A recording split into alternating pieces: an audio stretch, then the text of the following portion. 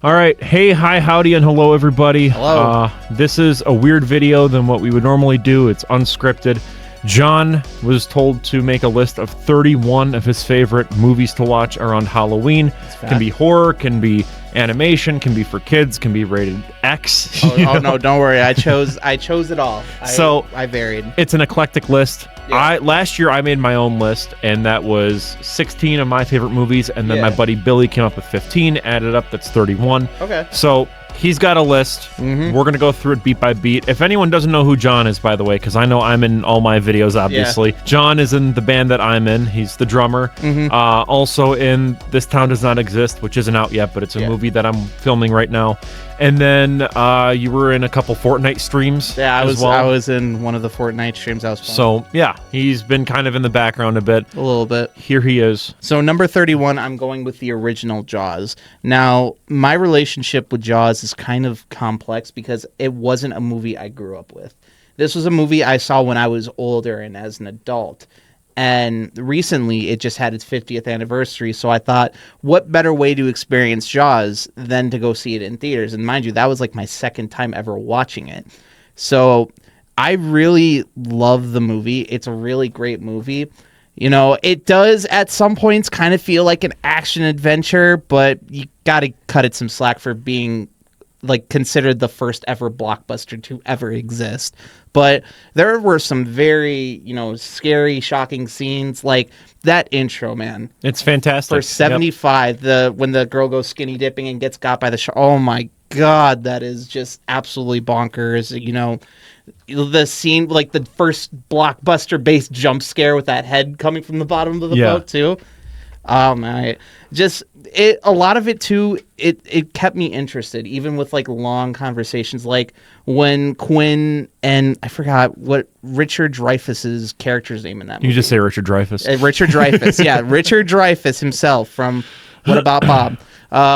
When they were talking about scars and whatnot, it really did keep me interested for the most part.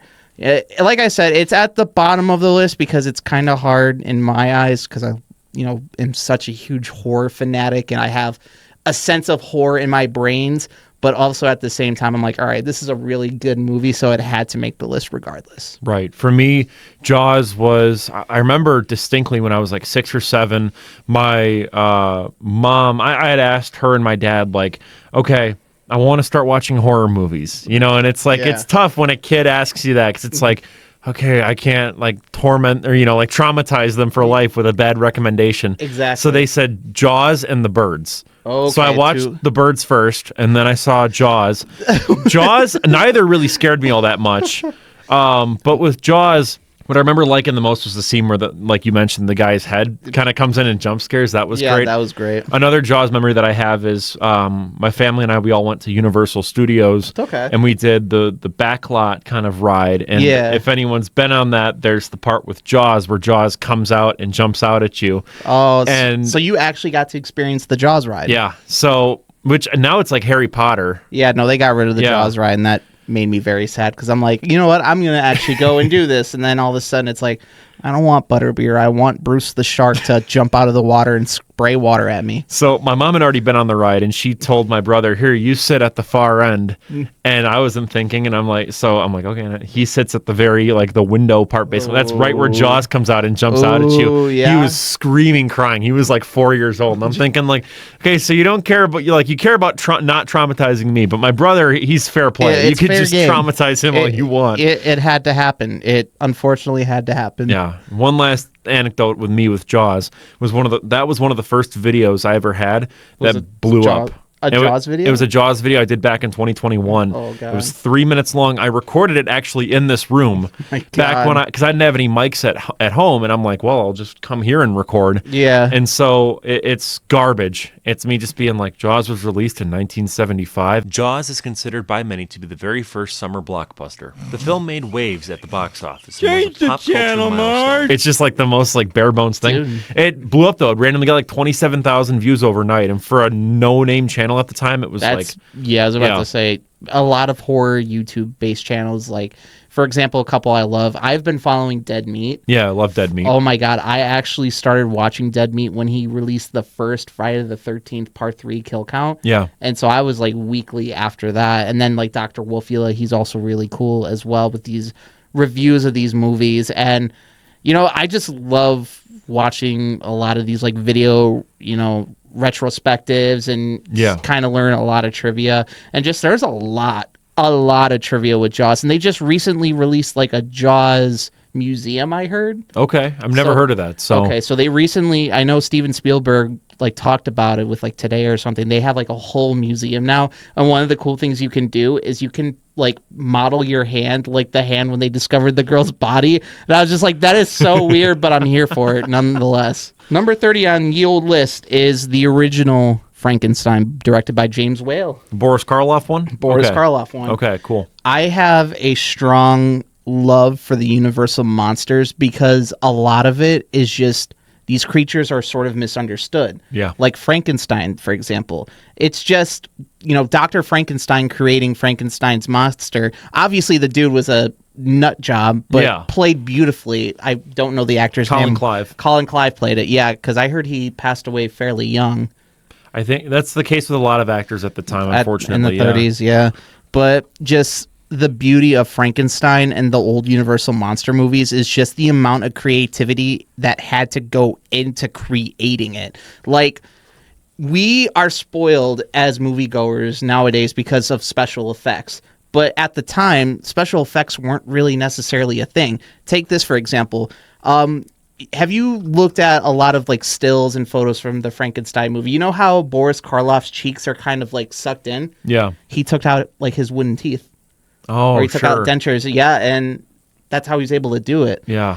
But there's just a beauty to it because a lot of actors for like the Universal monster movies have come from like theater. So it does feel like a theater-based play, but it's so cool. I love Frankenstein. I love the dreariness, you don't know how or what's going to happen in this movie. You just see a crazy scientist steal a brain in the beginning of the movie. Yeah. So I love that movie very much. Yeah, and I love the graveyard set that they have right at the start. It's just so peak, like Universal horror. I love like the rolling kind of like fog that comes. I think they use dry ice for it, but it has such a, when you put that in black and white, it's just like you get Halloween vibes. I know it sounds like, oh duh, here's what I have to, but like, you know what I mean? Like it's basic, but that embodies Halloween to me. Yeah, no, I really, what's so crazy about Frankenstein and Mary Shelley's monster, and mind you, this is not the first Frankenstein movie. Wasn't the first one directed by Thomas Edison? Edison, yeah, he did the very first one. And Frankenstein in the book, wasn't he like more sophisticated, like he could talk, whereas this one, it's such an iconic character that Boris played and such an iconic movie that Wales directed that is the go-to Frankenstein everyone knows. Yeah, in the book, the idea was the eyes were the only thing that was off. It was like an uncanny valley thing. Yeah. Where like otherwise he was pretty much like Prometheus almost. Like he was like this like almost like muscular, he looked like a superhero almost, but then his eyes were just completely wrong, and that's what made everyone scared of him. Yeah. Have you read the Junji Ito adaptation? Yes, I was about to say, if you want to read a good like manga for Halloween, check out Junji Ito's version of Frankenstein. It is beautiful. It's such a weird, because Junji Ito, just real quick segue, he's so unique with his like body horror, but with Frankenstein it really is kind of lacking. It's more of the story, so it's a great story. And one quick fact before I move on, do you remember the scene where he threw the little girl in the water? Yes. Did you know that scene was lost for so many years and it was found in like the 80s? I didn't know that, no. Yeah, no, it was a lost scene and no one knew what it was, but you wouldn't think like all the VHS copies and the Blu-rays and whatnot, they wouldn't, they wouldn't have it or anything like that. They would have like the original version, and that was lost for so long, and I didn't even know it either. I just found out, I think, from watching a Dead Meat video. Shout out Dead Meat again. All right, so with me really quick, with Frankenstein, my introduction to it was they had these when I was a kid. It was these old books. They were like this thin, and what they did was they took classic novels like Frankenstein, Dracula. My favorite was The Time Machine by H.G. Wells. Oh, that's a good one. They simplified the language for kids, so you could still understand the story. It wasn't like took it down to the level of like maybe Magic Treehouse. You know what I mean? So I know exactly what you're talking right, about. yeah, it's not like a picture book, but they still made it so you could read it reasonably. And Frankenstein was always my favorite because on that one, he almost looked like a Misfits character, like someone from that band. Yeah, the Crimson Ghost, if you will. No, not like one of the band members. Like it almost looked like that, where he was like really muscular and he had like long hair, like black. And I'm thinking like that's not what I know as Frankenstein. I was about to say, is he going to chase you around screaming, "We are 138"? Well, it was just really different. And then that's what got me to read the book as a kid. And I'm like, oh, this is wonderful. Same kind of thing with me, except it really wasn't a book. It was the VHS copies Universal re-released. Yeah. And the covers had the original poster art from the 30s. Yeah. And it's just like one of those things where I'm looking at the cover, and as a kid, I'm so curious. I'm like, this cover looks cool. You know, I want to watch it so bad because the cover looks cool. And you're going to probably hear me say that quite a bit because that's one of the reasons why I got into horror. There's a lot, but we'll go from there. But yes, it kills me. It kills me when people say the name of the monster. It's actually Frankenstein's monster, not Frankenstein. It is Frankenstein. That's the name of the monster because he's the son of Victor Frankenstein. He's the creation of Frankenstein. Exactly. So the point of the character is he is Frankenstein because he is a Frankenstein. That's If you read the book, that's crucial. And I hate when people say, "Well, did you know this?" And it's like not true. Yeah, it's read not the true. book. Read And the like, book. And it's fair if you want to say Frankenstein's monster if you're talking about the monster itself, but if you're, just referring to it's Frankenstein. It's Frankenstein. Just call it Frankenstein. Do you really think about was it Calvin Klein? No, not Calvin Klein. What am I saying? Back to the Future? Back Is to this what the we're Future? doing? Yeah, no. Marty McFly is actually Calvin Klein. Yeah, that was his Calvin alias. Klein. And Calvin Klein, right here, right now, factually created Frankenstein's monster. Boom. Yeah. I don't know what that was about, but I don't know either. It's something. My number 29 pick, this is a good one. And this is a good introduction horror for all the kids out there. Monster House. That's a very good one. Monster House is really good. There's a lot of tidbits that not a lot of people know about Monster House, but to just kind of give it, where I saw it from. It was around 2006. I'm an old guy, mind you. And my parents bought the DVD. It's like 2006, 2007. And I watched it on Halloween. And I remember loving it because these characters were so goofy, but also being so scared because a lot of scenes in that movie, why are kids watching this sort of thing? Yeah. Like when DJ is sitting in his room and the hand appears. Oh my God, that gave me the willies when I was a kid. That movie for me, it's ruined a bit by all the meme edits that I've seen. Yeah. Where he shoots the basketball. Time for an in your face disgrace. It's time for an in your face disgrace. I love that. So it's and the one where the one guy runs back, he goes, "Oh," and he runs back and he grabs a bunch John of Heater. So much of that movie's been memed to death to the point where I just die laughing, even though the jokes are intentional at points, but it's still funny to me because it's just I quote that movie so much, but people just do not get that I'm quoting the movie. Whenever someone says "Oh yeah, you feel your uvula," I'm like, so it's a girl house, and they look at me. It's like, are you stupid? It's like, no, I'm making a quote. Which actually, fun fact for all the Wisconsin listeners, that movie actually takes place in Wisconsin. Oh, I didn't know that. Yeah, I looked it up, obviously, but Chunk says. Is it Chunk? I don't think is that because no, Chunk Chowder, is from the Goonies. Chowder. I always get their names mixed up because, whatever. I'm a fat dummy. Kids. Yeah, fat kids. Fat kids. Don't be fat. If you're fat, I'm not going to remember your name. We're obviously. both fat, so it's yeah, I kind of forget my name from time to time too. But yeah, he was like, yeah, my brother was there getting arrested for trying to go into the house. He's like, oh, don't worry, my brother's a cop in Milwaukee. Well, not really. He has a gun though. It's like there's so many adult jokes. This is why I'm saying it doesn't matter how old you are. There are so many adult related humor jokes that I didn't catch as a kid, but I caught growing up. When DJ was trying to meet Chowder, he's like, Chowder, where are your parents? He's like, my dad's at the pharmacy and my mom's at the movies with her yoga instructor. And it's just stuff like that. I'm like, holy shit.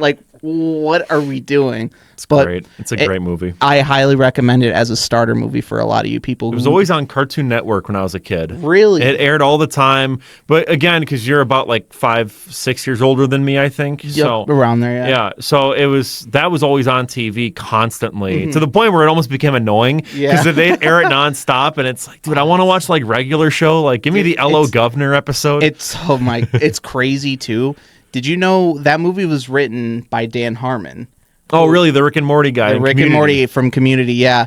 The thing was, his was a little more PG-13. Like, all the characters that came back to life at the end, like, as they're coming from the rubble of the blown-up house, spoiler alert, sorry, not sorry, they were supposed to die in the movie. Okay. And Dan Harmon was like, he was mad. He trashed. I think Robert Zemeckis directed this, if I'm not mistaken. It seems like something he would do. Yeah, he bashed the living hell out of it and disowned it because he's like, they ruined my vision. But I think with recent years and like the most recent interview I read when they talked about it, he seems fine about it now. He was kind of salty and he admits he was, but I can kind of get where he's coming from. Yeah. But regardless, even if we had the Dan Harmon cut, hashtag give me the Dan Harmon cut. I'm sorry. Oh my god.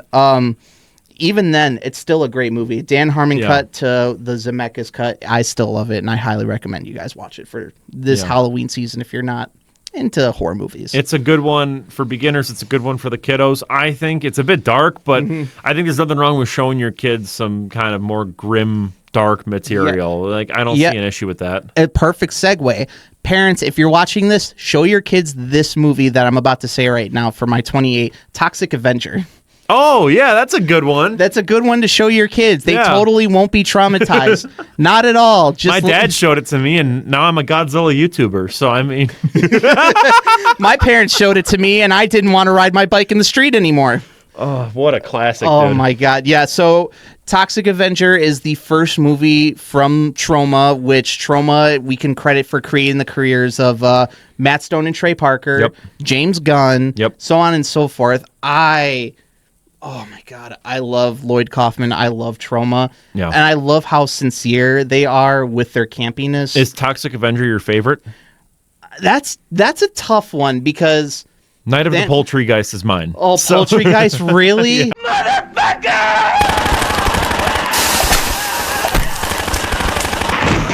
I don't know, man. I will have to say yeah, but I love like Sergeant Kabuki Man. Have you ever actually watched Cannibal the Musical? I've seen Cannibal the Musical. I actually haven't seen Kabuki Man yet. Kabuki Man, it's on par with Toxic Avenger. It's like old Troma, but it was really fun when I saw it. Yeah. But Toxic Avenger for me is obviously the face of Troma, and also to me is like the landmark movie. Have you seen...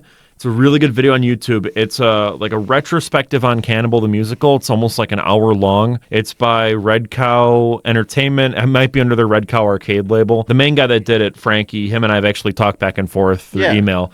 But yeah, it's incredible because he like compares like the Blu-ray cuts that they've done because they've done like multiple Blu-rays for Cannibal, and he's like, here's the best one to watch, but this one has the best sound. He's like, so I made my Spadoinkle cut. And he's like, I took the audio from this one and put it over the visuals of this one, and it's a very good video. I recommend it to you and to you, but it's very good. There's times I just run around when it's snowing outside, so I'm like, let's build a snowman. Toxic Avenger can bend steel with his bare hands. It's a horror movie that's disguised so well as a campy superhero movie, but don't get it twisted. It is a horror movie through and through. Have you seen the new one? I have not seen the new one. I haven't either. So I want to see it. I'm going to see it, but whenever I have time. Yeah. But there's just so many scenes in this movie that are so iconic, but you got to also remember this was a time and age where the Motion Picture Association was really cracking down on horror movies. Right. So they really got away with a lot of messed up stuff. Like I mentioned earlier, Afraid to Ride My Bike in the Street. There is a scene of the bad guys that run over a kid. And mind you, with Troma films, you see it all. Oh, yeah. There's no jump cuts. There is no nothing. Practicality at its finest. Where you see a kid get run over and his head smashed open. And as like an 8-year-old who rode his bike on Green Bay Road in Kenosha, it's just all busy row. I'm just like, I don't want to do this anymore. What am I doing with my life? It's so messed up. It's so crazy. He dates a blind girl in it. Yeah. So it's a fun, gory B movie, but also it's nice to look at something of its, well, it's not even of its time, really. It transcends so it's like many street years. trash. It's just Yes, like, exactly. Okay, it's just something that exists. It's one of those movies where you anticipate certain things to happen, you want things to happen, it delivers. Yeah. But you got to be kind of a messed up person like the two nerds sitting right here to really want to wish for that stuff. Yeah. But I give all my love and respect to Lloyd and to what Troma's done to the film industry as a whole. Yeah. This is kind of going to be a little controversial. I'm going to do kind of theatrical releases. It 2017. I love Tim Curry. I love him. I love that TV movie. Yeah. But I love Bill Skarsgård just as much, and I love the It 2017 remake. Oh my God. Now, here's a fun story. I actually saw that in theaters in 2017. Okay. I was a young, kind of young teenager. I get called, I get called Unc all the time, folks. Trust me, I'm used to it. But I saw it in theaters, and just holy, like the jump scares, they got me jumping. Like I sometimes do this in theaters when I try to look cool. I'm just like, yeah, I'm bored of the movie, but I'm covering one ear because I don't want to, piss myself because I'm jumping really loud or really hard. But that movie is so good, so creepy, and Bill Skarsgård does a phenomenal job as Pennywise. It's not like Tim Curry's campiness where he's just having fun with the character. It's more sinister, it's more cynical, and it's more scary. Can I give you an L take? This is my L take. Okay. I don't like It 2017 or the 90s one. And you know what? That's fair. I don't like the book. I don't like It in general, I think. The book gets into some very weird territories that we don't need to. We're not going to go into it. We're not going to go into. Look. Viewer discretion's advised. I referenced it already in my Creepshow review, where I threw up the page and like I threw it up there for like 2 seconds because I talked about how much I hate Stephen King. But but here's the thing. That's the L take. I know. I think he's a garbage person, but I think he's a good. Watch him. Stephen King is a good idea guy. He's good where he comes up with interesting premises, like It, right? It is a good premise. The Shining is a great premise. Two words for you. 2 words. Maximum Overdrive. That's a terrible premise and a terrible movie. No, that movie. Pet Sematary, great premise, great movie, bad book. I don't know. I think he's good at coming up with good concepts that better artists then take those ideas and actually do something with them. So you don't like a horror movie with killer trucks with the soundtrack completely comprised of AC/DC. I didn't really find it all that scary. This is crazy. I didn't find it all that scary. Well, I mean, the AC/DC takes away from the tension. It insists upon itself. It insists upon itself, Lois. But the thing with It, the reason why I don't like the remake, okay, I think there could be a very good version of It if you wanted to do it right. My problem with the remake, first, the problem with the original is I think the kid stuff is fantastic. I think Tim Curry's fantastic. I love all those elements. I hate the adults. The adults are terrible in the miniseries version. In the new version, it's the other way around where I like the adults. I didn't like the kids because I was really grossed out by how sexualized they were in the film. And I was, because I watched it for the first time and I'm like, oh, this is kind of cool because I'm a kid. And then when I rewatch it, I'm like, I feel gross watching this because like when they're like taking their clothes off to go swimming, I'm just like, I feel like I should be in prison for even having possession of this movie. You know what I mean? I was about to say, at least they didn't follow the book route. No, I know. But you know what I mean? Like, We're not talking about it. It's just hard, I think, to adapt it. Yeah. Because it involves so many themes around children where it's like, like to me, it's just like, I don't know how you can ethically do it. And so I just have an issue with the movie. That's fair. I'm not calling you a creep. I'm just saying, like, in general, the movie just gives me creep vibes sometimes. It's like, I don't know. That's a movie, since you said the word creep, that's a movie I really, really, Creep really, is great. really, really want to watch. Yeah.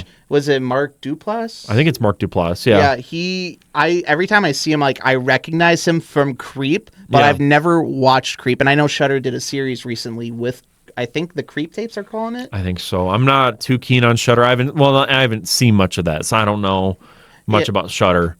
I mean, Amazon You Prime. love it. Amazon Prime is my horror streamer of choice because That's fair. they have so many good 80s movies on there. It's crazy. There are a lot of I love Shudder. I love the app itself, but I also agree. I do love Prime's selection of horror movies. Sometimes Freevee though. Freevee, Tubi's got some solid ones if you know where to like look and what to search for. Oh yeah. But because Tubi's got some garbage, but that's Tubi. You know, like it's literally a scattershot of quality. Yeah. But sorry, getting back to it. Yeah. To me personally, I loved it. I didn't necessarily Wait, you loved it? I loved Say that it. again? I loved it 2017. I love the Bill Skarsgård it. The thing is, when I saw the kids jumping, I felt like some of the camera shots were just kind of, really? You really have to go that route? Mm-hmm. I didn't think about it as like a sexual thing. I thought about it as, okay, it's a coming of age thing. No, and I get that. I just think that there's better coming of age stories, and there's better ways to do it where you don't make the audience feel like creeps. I was about to say, they could have just rode the bikes around town like they did when, like, the miniseries. They didn't have to do the quick jumping. But either way, I thought it was a great movie. I definitely highly recommend it if you are afraid of clowns, because that might get over your clown phobia. Because I lied the whole time. It 2017 is actually a wholesome family comedy. Watch it with your children. Chungus 100. Watch it with your children. Do you remember, was it part of the marketing campaign, all those killer clown sightings? Do you remember that? Oh, no, that was in 2016, bro. Did I ever tell you I had one in my backyard? Tell me about it. So I had So where I was in Kenosha, I was on Green Bay Road, but I lived in a white house with like a huge like acre of backyard. So it's like at least a couple 100 feet of like yard, and then it's like wooded area. Yeah. And if you go through the wooded area, you can take like back trails that lead to like other houses or like subdivisions, or, you know, specifically Ocean Spray, which was a factory that I lived in front of. Now it's a mire and just empty land because my childhood house got torn down. So there was the hype of clown sightings, and they were everywhere in 2016. Everywhere. And that was promotion for another movie. I think it was Gags the Clown. I think it was something along those lines, but it wasn't it. But there was a clown in my backyard I saw, and I was just like, you know, if he's out there 10 minutes, I'm going to go run at him with a knife and scare him. It's because, like, what's more scary, a clown sitting in your backyard looking at you, or a fat kid running at you with a knife? You don't know what he's going to do. Is he going to cut you? Is he going to cut you up and eat you? We don't know that. So, yeah, I was there. It was not for it, unfortunately. Okay. It was for Gags the Clown, I think it was. My cousin saw one when she was driving, like, down the road. It was, you know, it was so weird. I don't even know. Oh, yeah. I feel like it was, like, just a couple isolated incidents, and then it turned into like a trend. You know what I mean? Yeah, like that's what I think happened. And they were getting like hurt. Like this was the point when World Star was at its like peak. So World Star compilations of clowns getting beat up. God. I forgot about World Star. I lived for that. But yes, I recommend it 2017. Dude, every time in like middle school there'd be a fight. There'd just be some kid yelling, "World Star!" It's like, dude, why? No one's filming this. Why did children have access to World Star? Oh God. But are they even around anymore? Yeah, they're around-ish. They still kind of do those compilations on YouTube, I think, but they do like post news. For people wondering, by the way, World Star used to be a site where you just post fight videos, right? Wasn't that? It was kind of like they were very much like the hip hop, you know, that sort of culture of people. So it's just like, you know, a lot of music, a lot of scantily clad women, a lot of fights and whatnot. But they were primarily famous for the fights. Yeah. Everything else was kind of like, this is an added bonus. But World Star, to me, was just full of fights. The meme though was when there'd be a fight, you'd yell World Star. Yeah, that's a dead meme now. Like you say that, everyone turns and looks at you like, and they're like, "What are you, really? 70? Get back to the old folks' home." Yeah, for real. That's what they tell me all the time when I say World Star. Except when you go to your local middle school, when you shouldn't be there. Oh God! No wonder you're not allowed within 500 feet of one, because you sit there and yell World Star. Like you don't just do nothing. Some old guy in the parking lot of World Star. If I am Gramps, go home. If I live till I'm 70, I'm going to use dementia as an excuse to stand in front of schools screaming World Star with like a Nokia or like a BlackBerry phone with a keyboard. You could just like count the pixels on the video. Yeah. Just Don't worry, I'm laughing with Cole right now so he doesn't think I'm that old, but I actually grew up with that stuff. Anyways, we're kind of taking it back a little. Well, not So what is this, number 26 now? Yes. It was hard for me to choose this one because there's a movie and there's a sequel, but the sequel's a prequel. If it's a newer horror movie, you all probably heard of this. X, directed by Ty West. I still haven't seen it yet. I've referenced it a couple times in videos, but it's really, really good. I think Ty West, because my introduction to Ty West is the exact opposite introduction to Ty West that most people have. I saw him as an actor. So in the movie You're Next, have you ever seen that movie? I haven't, no. It's a pretty gruesome home invasion movie. Okay. It's a mean. It's some parts are laughable, but that's besides the point. I remember seeing the poster as a kid. It was like The lamb mask. yeah, I remember seeing that and thinking like that's scary. Because I was like, Yeah. what year did that come out? That came out years and years ago. I think like the mid to late 2000s. I would have been little, like almost kindergarten. So Yeah, that movie was absolutely nuts. If you want kind of a little synopsis about it, watch Lee Hardcastle, who does like stop motion animation. He did like a whole thing, but it's with Simpsons characters. that's pretty good. Oh my. Did he make the one where it was like Pingu, but it's the thing? Yes, I believe Okay, so. That that's sounds a really good one. like Lee Hardcastle. That's a really good one. Shout out Lee Hardcastle. But no, I got introduced to him because he was in that movie. Okay. He's the first person to die when a crossbow is shot from outside and it just goes straight through his forehead. But it's directed beautifully to the point where you just hear it and it's like a little quiet where it's just like, huh, what is that? And then he turns his head and then you see the arrow sticking out and then he drops over. That just made me think, what's the movie where like everyone's like looking scared and it pans back and then like it goes through someone's head because someone's head was like I keep seeing that GIF and I'm like, I've seen that movie. Is it that is the remake of the Texas Chainsaw Massacre. Okay. That I don't think is- I've seen that one yet. But Yeah, that one I think it was produced by Platinum Dunes, which is Michael Bay's company. Yep. So it's honestly, I will say it's on par with the original Texas Chainsaw Massacre. It is. There's obviously some stuff that's changed, like the hitchhiker and all that other stuff, which we'll talk about that movie once. Spoiler alert, the OG Texas Chainsaw is on my list, so we'll talk about comparisons then. But with X is so good because it's so original. Right. It's an original story that's not like a remake or not a sequel, not a prequel, nothing. It's an original story. It's really set in like reality pretty much, but it's pretty much just these adult film stars going to Kid Cudi's in it, right? Kid Cudi is in it. Kid Cudi, Brittany Snow's in it, Jenna Ortega, and very young Jenna Ortega. Of course, Mia Goth. Oh yeah. She plays two people in it. Yep. She plays Maxine and Pearl, which if you watch Pearl, X would make a lot more sense. It's so cool too how Ty West did that, where he filmed Pearl. I think he filmed Pearl first, or I think he filmed X first, then redressed the house and the location they were at, and then filmed Pearl right there. So it's my like girlfriend, back to she back. loves Pearl. I haven't seen it yet, but she references it all the time. It's really, really good. It's such a mind trip, I'll say. Yeah. Obviously, there's only so much I can... Is this going on YouTube, I presume? Yeah. So I can only explain so much about X since it is about adult film actors. Yeah, well, let's try to keep it spoiler-free, too, for the most part. So yeah, we'll keep it spoiler-free as well.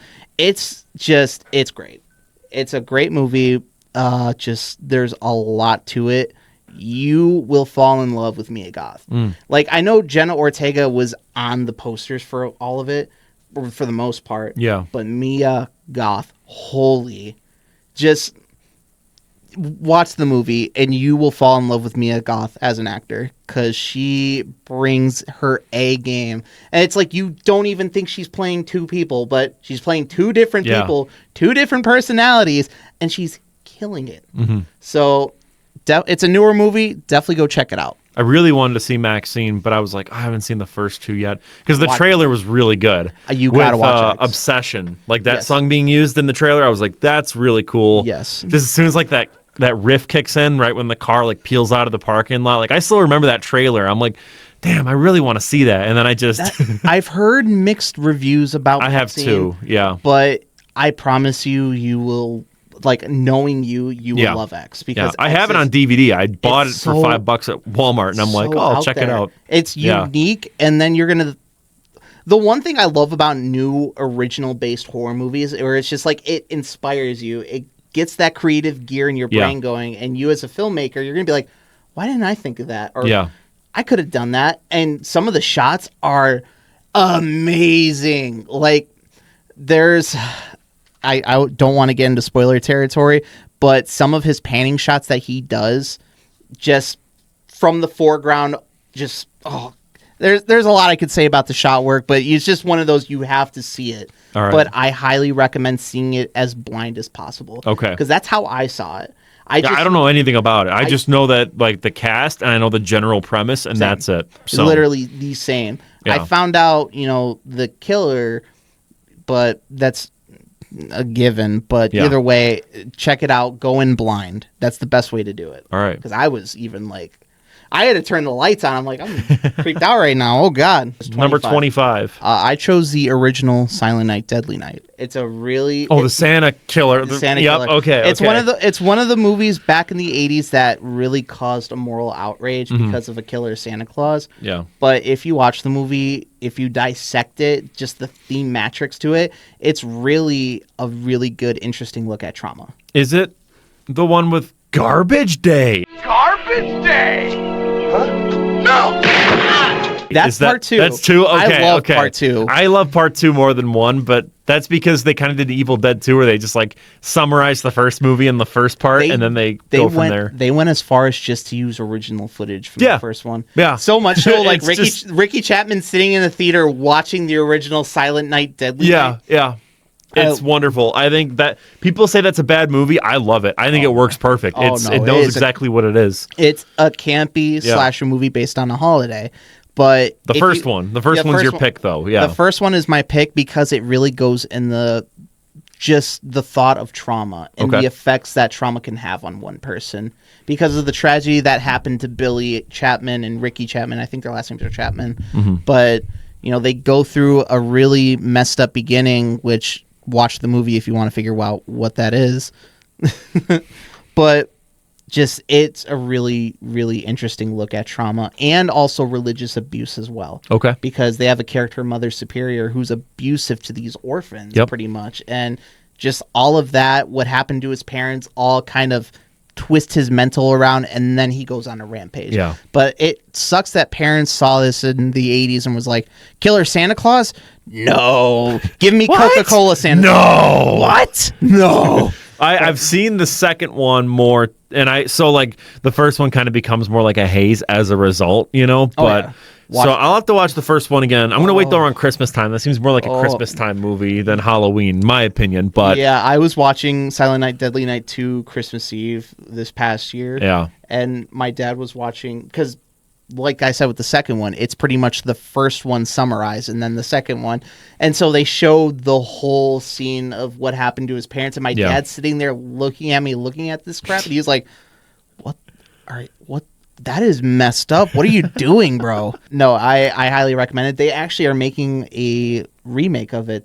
I don't know if it's coming out this year or next year. That has the dude from Halloween Ends. We'll talk about Halloween once we get up to the higher part of the list because we'll get there. that movie is high on the list. Number 24. 24. I'm doing Tales from the Crypt, Demon Knight. Now that's a Never seen it. So pretty much Tales from the Crypt is a comic book by EC Comics, obviously, as you know of. And mind you, these comics were controversial in the 50s because of the gore. So it's like, for example, Tales from the Crypt, there was the Vault of Horror and the Haunt of Fear were the big three ones. And like, you had the Old Witch, You had, was it the Vault Keeper, and then Vault you had Keeper and the Crypt Keeper. Yeah, Yep. I just did a video on Creepshow. I just finished editing it like yesterday. Dude, so all VC Comics Code of Authority happened because of VC Comics. Yeah, exactly. And because of it, it kind of, the IP lay dormant for some time, and then like in like the 90s, they revamped it with the show. You have a different Crypt Keeper voiced by the great John Casser, which. John Casser, please do an introduction to the new Ideal album, please, for the love of God. If you could do it for Ice Nine Kills, do it for the Ideal, please. Anyways, so they decided, like, mind you, Tales from the Crypt was so big, so many A-list actors, so many A-list directors. Even Arnold Schwarzenegger directed an episode of Tales from the Crypt. Interesting. I did not know that. That's crazy. I think he directed it, and I think he even was doing a bit with the Crypt Keeper. But in the 80s and the 90s, if you have a big IP, whether it be from a show, a book, or whatever, chances are you're going to have a movie made from it. So they did Tales from the Crypt Demon Knight, which stars William Sadler, who was coincidentally the first actor in the Tales from the Crypt series. He was in episode 1. And then it had Billy Zane in it. Oh, okay. Yeah, put a cork in it, Zane. I only know him from he was in Twin Peaks season 2. Yeah. And then later in season 3, they literally reference outright Billy Zane, like it becomes super meta. So, but that's all I know Billy Zane from. That's it.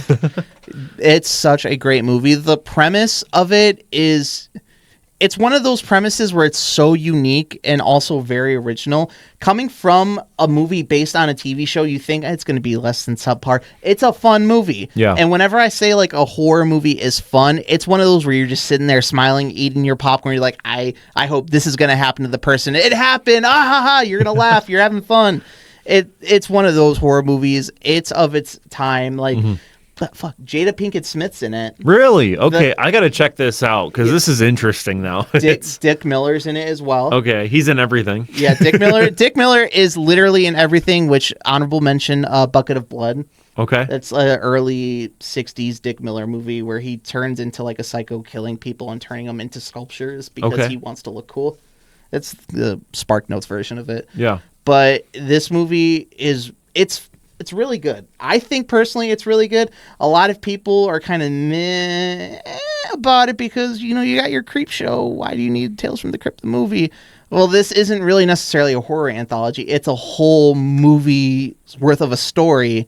Just no anthology, no nothing. Just this is the story. Interesting. It's a longer version of a Tales from the Crypt episode. Okay. And if you love the campy B-movie sort of, it kind of feels Raimi-esque at times as well. Mm-hmm. You know, some of the camera work feels very much inspired by Raimi, but I think you would like it. Okay. The other Tales from the Crypt movie, no, you don't gotta skip worry them. about those. Skip them. But there was one in like the 60s that came out, and that was like a British movie, and they took like stories from the EC comics, which the new 90s one did. They took old. I'm old. I know. It's a running joke around here. You know who's not running? Me, because I'm old. My legs hurt. But yeah, they had that. It was a British movie, and I watched it. And one of the things that stood out for the British movie, this is messed up. A colonel becomes a caretaker for the home for the blind, starts abusing it and taking the finances for himself and his personal gain. Yeah. So the blind people basically build, like they kidnap his dog, starve him, and make him aggressive. Then they build this elaborate sort of maze that is like very thin walls with razor blades sticking from them. Yeah. And he's like, if you want to get out, you have to go to one door. So he walks down this hallway avoiding the razor blades. And then all of a sudden, the door automatically opens. It's a vicious dog. And then they turn off the lights, and he has to go back out the other way. So he has to run through a wall of razor blades while getting chased by a dog, and the lights. Oh God, it both are a really good movie. I recommend Demon Knight the most because I think personally that's my choice. That's my favorite one. 23, the original Alfred Hitchcock Psycho. That's a good pick. It's a really good pick. It's, again, one of those movies where it disguises itself as one movie, but then halfway through it flips. Yeah. Because, like, not even half, almost like 20 minutes in. Like, yeah, because it's without spoiling it, even though it's a 60-year-old movie or however old it is, you know, 70, I think. Yeah. Yeah, because it's like a drama during the first half, and then there's an incident that happens, which is like the famous shower scene, which you don't have to spoil it when it's been beaten to death in popular culture, where, you know, someone gets stabbed in the shower. Yee, yee, yee, yee. And when that happens, it's just a completely different movie. Yeah. And some of the shots are great, like when the dude's falling from the back of the stairs and the camera. It's all so. He's going. Yeah, he's like, oh. Yeah, that's awesome. And just Anthony Perkins as a whole. Yep. Which his son now directs films, and he directed like Long Legs, The Monkey, and whatnot. So it was pretty cool. You know, I didn't know that, but that's just a little fun fact. Yeah. There's, you know, have you ever like looked at fan theories and then you kind of think like this could be so plausible that I think this could be canon? Absolutely, yeah. So there's the character of Sam Loomis. And without spoiling it, Sam Loomis is the name of Michael's doctor in Halloween. So there's been fan theories, and you can read them online, about the Sam Loomis in Psycho and the Sam Loomis in Halloween being the same exact person. So I love that theory. There's so much correlation between Psycho and Halloween. So much so that Janet Leigh's daughter, Jamie Lee. Oh, yeah. I didn't even think about that. Yeah, Janet Leigh and Jamie Lee. That's perfect right there. So many Psycho references. Janet Leigh even had a cameo in Halloween H2O. And she drove the car in H2O that she drove in Psycho. That's pretty cool. It's very on the nose. But yeah, there's nothing but great things to say about Psycho. And it was one of those movies where I'm like, this is, you know, it's kind of boring. And then I rewatched it. I'm like, wow, I can't believe I was that stupid. It's a classic.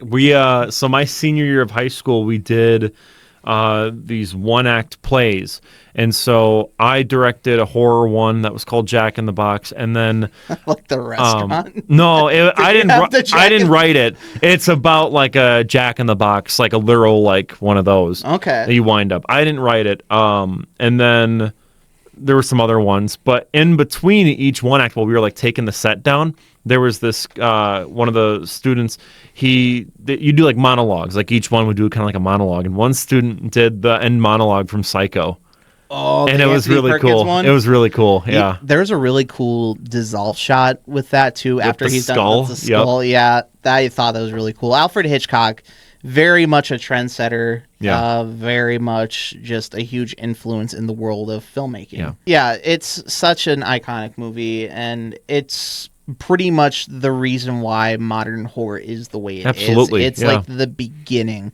And I've heard wasn't it loosely based on Ed Gein from Plainfield? Vaguely, yeah. I also know that it was filmed in black and white as a way to keep the budget down. It wasn't like just because it was old. Like movies were in color at that point. Yeah, exactly. Like Alfred Hitchcock directed The Birds sometime later. Not even. It was actually before. I think Birds was 57. I think Psycho was 60. If I'm remembering things correctly, yeah. Yeah, no, and I think Psycho works more in favor with black and white. Yeah, absolutely. It does. Well, just watch the Gus Van Sant remake, and you'll know it works better in black and white. But then again, you got to also not have Vince Vaughn and have Anthony Perkins. Yeah, I know, but aesthetics-wise, it looks better black and white. 100%. Oh, very 100%. And much credit to Vince Vaughn in horror. Like, I love Freaky.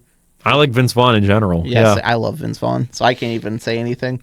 Up next, 22. I guarantee you might have a lot to say about this movie.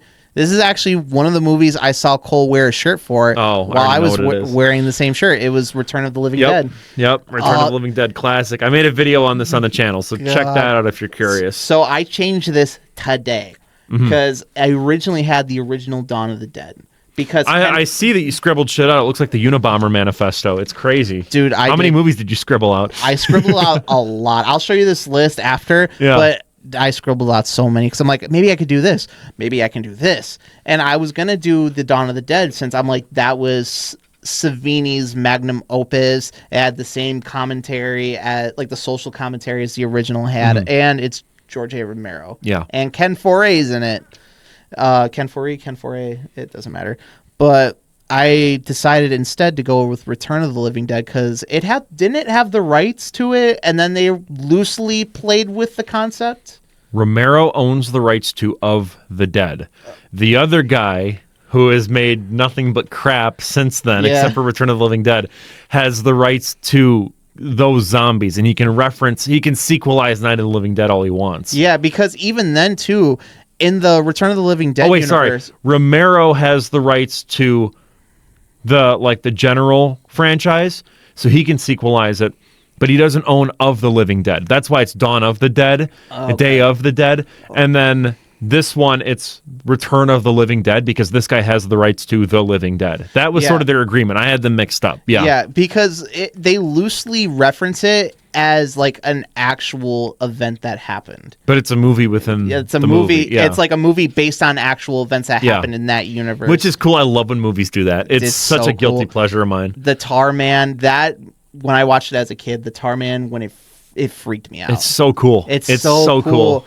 Just there's a lot of heavy hitters. Like I think Linnea Quigley's in it. I know Tom Matthews from Friday the 13th Part 6 is in it.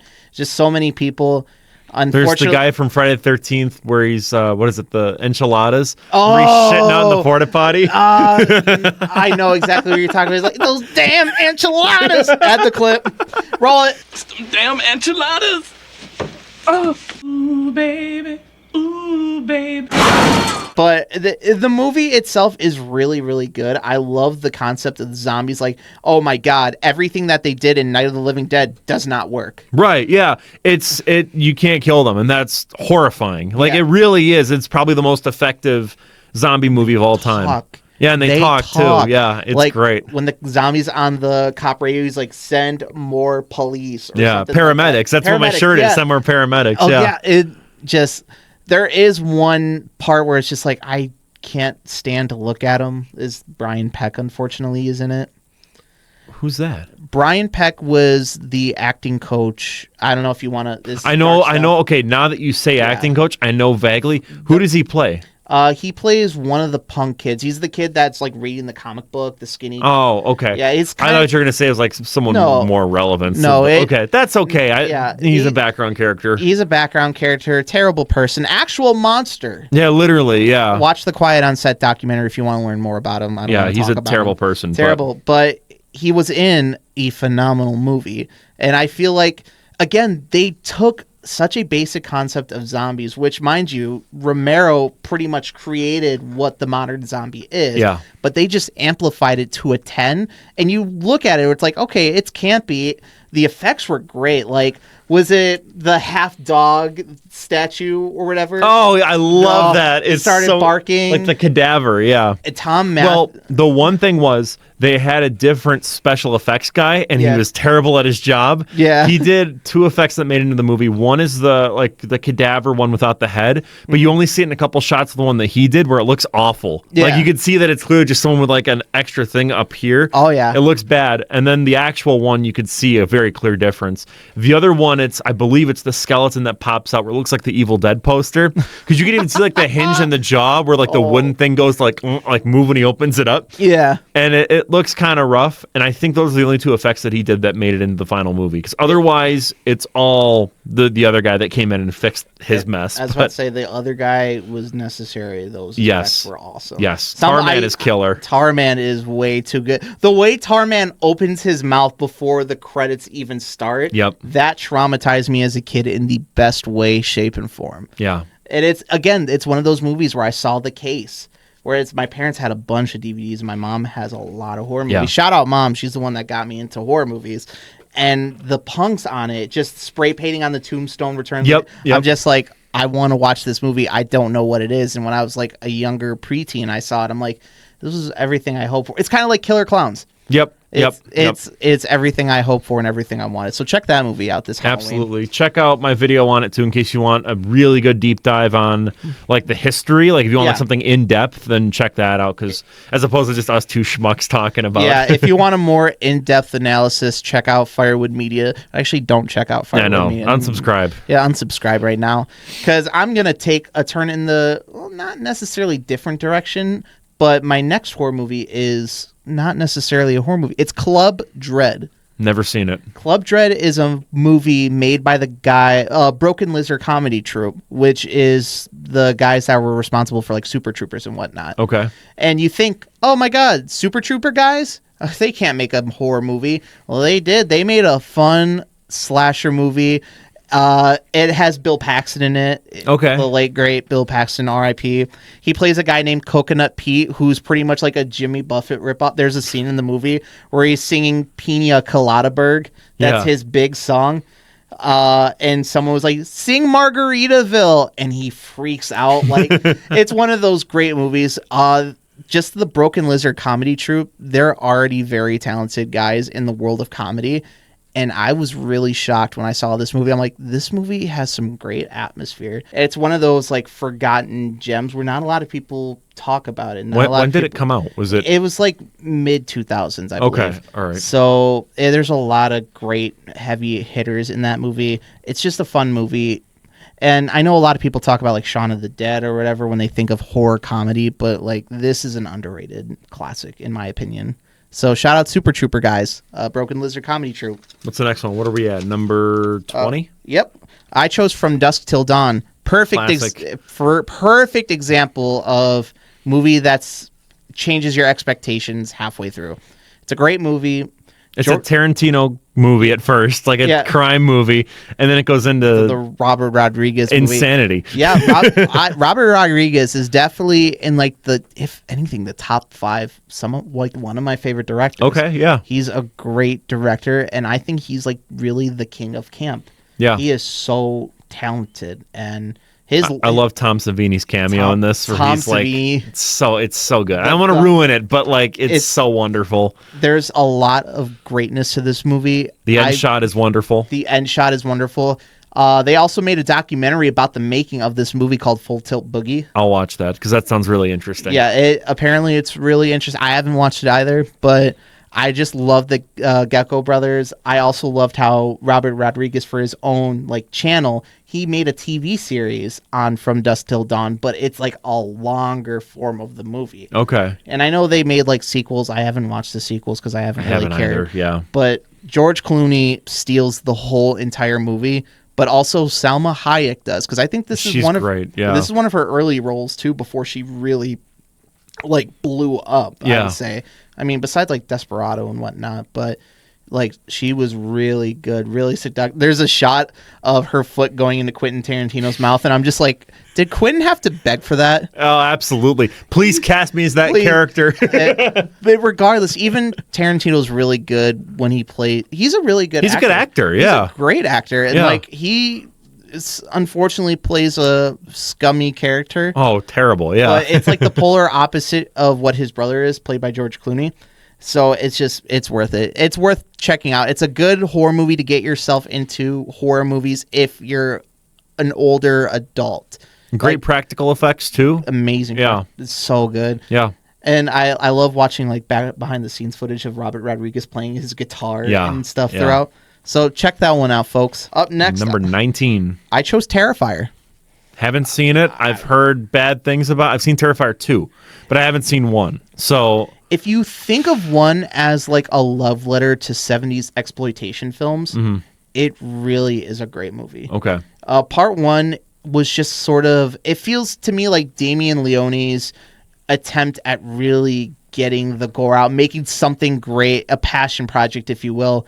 Part 2, it really builds the thematic story behind it, has really interesting characters, great actors and whatnot. I'm actually friends on Facebook with David Howard Thornton. Shout out David. Is he the guy that plays Art the Clown? Art the Clown. Cool. He's a really, really cool guy. I love him. Cool. But no, Terrifier, the first one really pushed the boundaries of like, it even made me queasy. I'm like, huh? And it just ups the ante every movie. But part 1 has a certain charm where it feels like a 70s exploitation movie. Like this, it goes, just even the film quality he chose for it, it's cooler. Okay. It's like a darker, cooler film. Yeah. Not necessarily too bright. But the first one, I love. It has and holds a special place in my heart because of just the iconic kills behind it. Sure. But I think part 2 does have the better story. Part 3 is just nuts. And I guarantee you a lot. I have to say it. This is why word of mouth movie. Oh, absolutely. It's so important. Don't just go on like Rotten Tomatoes or anything. Talk to friends about it. Talk to people around you, because that's how Terrifier 2 became so big. Yeah. Was TikTok. Right. People saying like, "Oh my God, I couldn't even finish this movie. This movie is insane." Yeah. And it gave Damien Leone the most deserved chance to become a fleshed out director. Yeah. I think you would like it because it's grotesque, but I can also get why people try to steer away from it, and no shame to that as well. Yeah. But the second one, I wasn't too big on it. I just was kind of like, oh, it's just almost 3 hours of gore and little to no story. You know, like that was my problem with it. Okay, the second one, it was a little bit too long. There was story to it, but you know, with Terrifier, kind of cut the story and just do a lot of the kills and whatnot. Right. But part one, I think you would like because it's just gore. Okay. So I choose Terrifier Part 1. Up next, I have my favorite Universal horror movie, The Invisible Man. Interesting. Also directed by James Whale. Claude Rains comes from theater. And just seeing him play, because I think originally it was either, I don't think it was Lon Chaney Jr. It was, it could be Lon Chaney Jr. Claude Rains was put in the role by James Whale to play the Invisible Man. And I think it was someone else that was supposed to be that role, but they chose Claude Rains instead. And I think it's the perfect choice. Just that movie is beautifully shot. It's iconic. It's goofy. The one thing, though, the special effects. Oh, it's crazy. It's good. insane. It's so impressive. Yeah. How can you make a guy invisible in a movie in the 30s? Yeah. This movie came out in, I believe, 1933. Okay, I thought it was 41, but I could be wrong. Oh, Maybe no, I'm mixing it up. Oh, it's almost to the 100 year. Okay, interesting. So it's an insane movie. I love it. Claude Rains plays a perfect madman. Okay. And mind you, he's intimidating from the first shot you see him in. Yeah. Because the first shot when he opens the door to the pub, just everyone stops. It's like one of those like where the camera pans up to you and you look more menacing. It's a movie star shot that we don't really get anymore nowadays, where you see someone, it's like, oh, aura. You know what I mean? Yeah, like exactly. It's like Days of Thunder when Tom Cruise pulls up on the motorcycle. Oh, yeah. It's like you don't see that nowadays in movies, where like when the star shows up, the movie stops dead in its tracks to like be like, here's this motherfucker. Yeah. You know what I mean? Like, and just when he breaks and snaps, it's just, oh my God. Yeah. This is the only Universal monster to have more than 100 kills because the man derailed a train. He derailed a whole ass train. Yeah. But in the remake too, it was really good. I like the remake. Yeah, it's pretty good. It was more interesting. I thought like the story for the remake was like, it's good, but I just love the original one, which actually, fun fact, the lady who plays his love interest in that movie played the older Rose in Titanic. Oh. She's the one that throws the pearl out. Yeah. Yeah, no. I did not know that. Yeah, I love The Invisible Man. It just has a charm to me. I quote him like crazy. Yeah. It's like, all right, I'll show you. He's very over the top with his performance because he's a madman. Yeah, the scenery takes the bandage off is so cool. It's iconic. It's wonderful. I went as him for Halloween. That's cool. I don't dress up as an adult, but I saw the costume at Spirit. I'm just like, I'm never gonna see this again. If we do a Halloween show, it'd be fun to all of us Dress up like the Universal three of us. Monster. Yeah, I choose Invisible Man. yeah. I choose it because it's my personal favorite. I highly recommend it too. It's not just a good horror movie; it's a good introduction to the Universal monsters. But I would go with Dracula, but I see where you're coming from. Yeah, I agree. Dracula too. But I think now that I'm actually saying it and thinking about it, it's not Dracula. It's not Invisible Man. It's Frankenstein. Frankenstein's like the best. I guess the atmosphere, but still with Dracula, you get some really good atmosphere too. I was gonna put It's a horse Dracula on apiece, this yeah. original list because I recently bought the whole Blu-ray collection of all Universal monster movies. Oh, cool. It's so freaking cool. I love it. And I just recently rewatched Dracula in Blu-ray. Yeah. It just, oh my God, I love it. But Invisible Man, personally to me, is my favorite. Number 17, The Devil's Rejects. I love Rob Zombie as a director. I think he really puts on the trailer trash hell to the extreme in such an interesting and amazing way. House of the Thousand Corpses was a little too trippy, Okay. but Devil's Rejects is like the most fleshed out movie containing these messed up characters.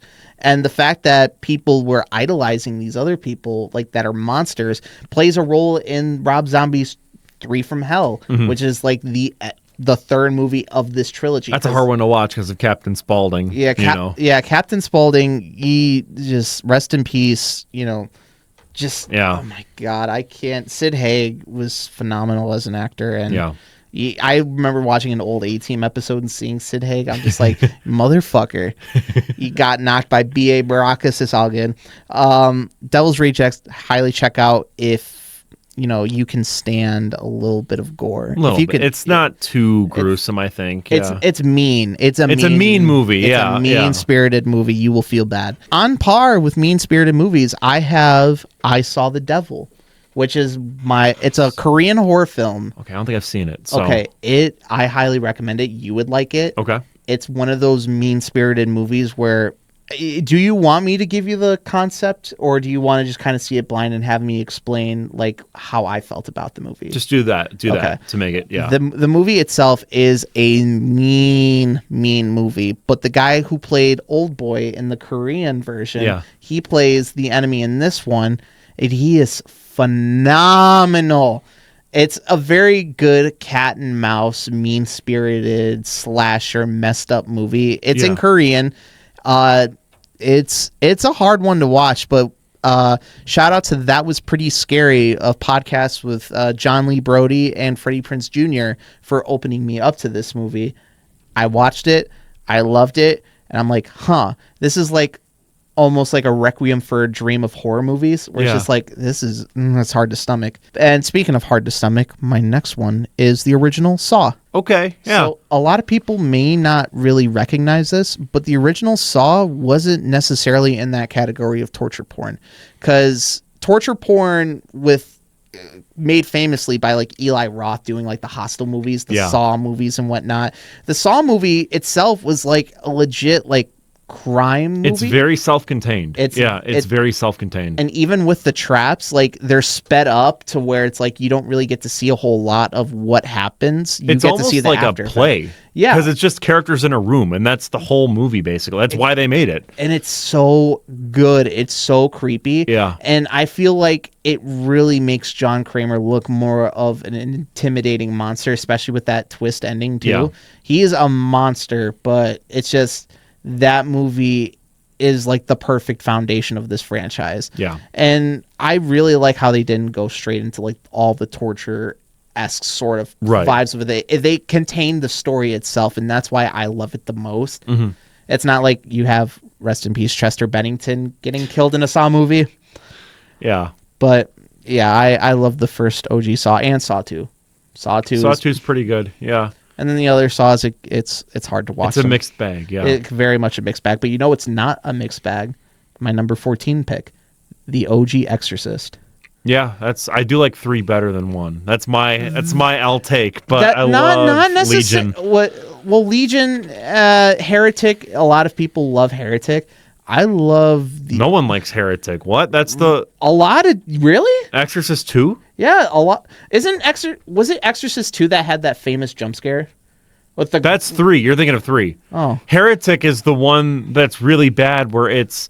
I've heard people mention... Like, I've talked to people that said they loved Heretic. I haven't heard a single good thing about Heretic. That's the one that I've heard is really... Like, everyone says it's terrible. I think it's really bad, too. Because most of it's just Linda Blair just, like mugging the camera, and it almost feels like...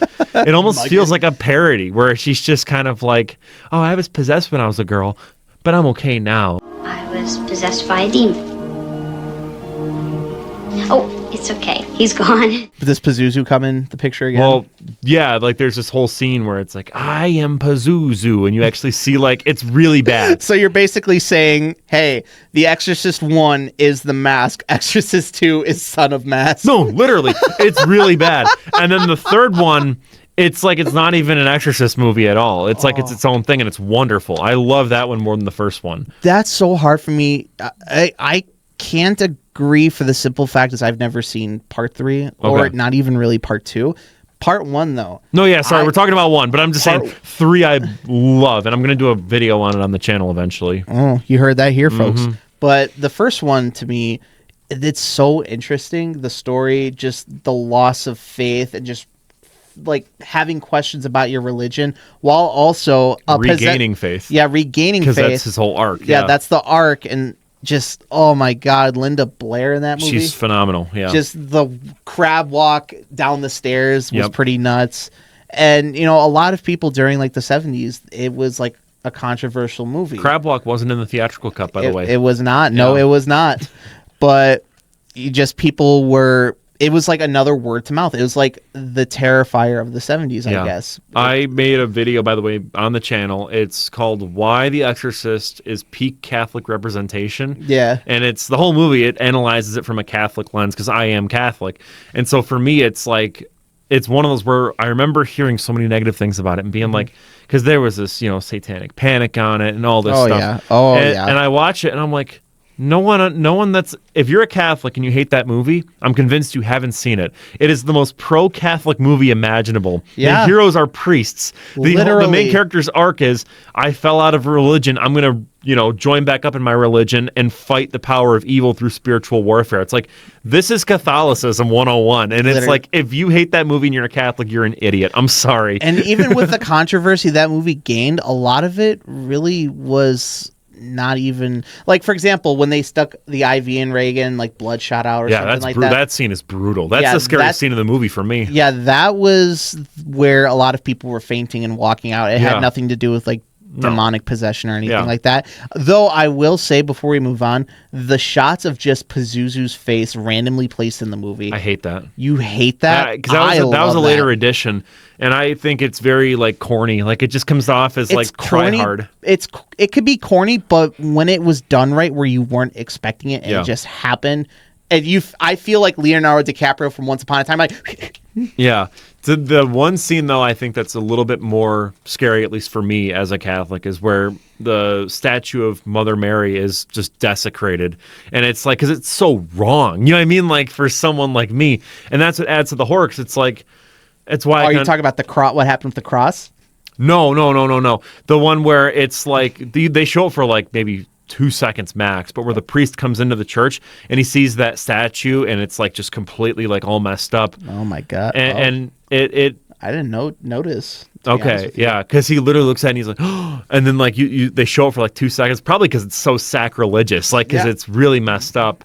But that always like it almost like hurt me, but that's the point. That's the whole. It's supposed to be bad. Oh, yeah. You're not supposed to feel comforted Yeah. by the demon in the movie. Exactly. And that's why I think it's such an effective Catholic movie. It's And wonderful. I was about to say, I will say this: I've never seen the next movie, but I will say The Exorcist ran so Hereditary can walk. I love Hereditary. I've never watched Hereditary. I always. It's not religious horror though, beyond it being a cult. But I'm gonna be real. I've never had any interest in like the A24 Hereditary Midsummer. I'm just like, oh, okay. they came at a point in time for horror when they were needed, because everyone was sick of the jump scares. It was just jump scare, Conjuring. jump scare, jump scare, jump scare. Spoiler alert to all of you fans out there. I'm not a fan of the Conjuring verse. There are no Conjuring movies in my list. I think they're fine, but to me, like they're like me. popcorn horror. Like I don't think they're peak or anything. But She's in the closet. That scene, everyone was so. I watched that movie with someone before, and Yeah. they jumped from that. I'm just like, it's just fucking hands clapping. I hear it all the time when I play live. Go see The Ideal live. That's besides the point. But I don't know. So my thing though is I think they came in at the right time and they've overstayed their welcome. Oh, yeah. That's my take Very on much A24 so. horror. It's- I'm gonna do a video probably talking about that eventually. Stay tuned. It was needed in like the mid 2010s.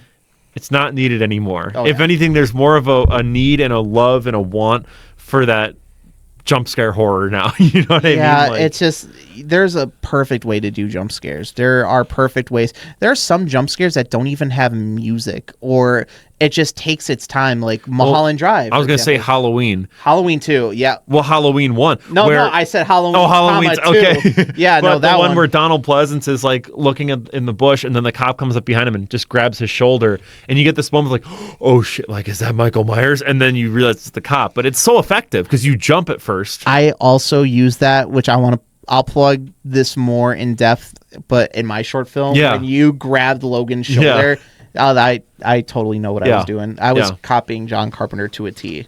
But up next is Child's Play, number 13. Okay. I really love the Child's Play movies. I think they're really fun. It's one of those like popcorn horror slashers. Yeah. The first one, though, I really did love because it really...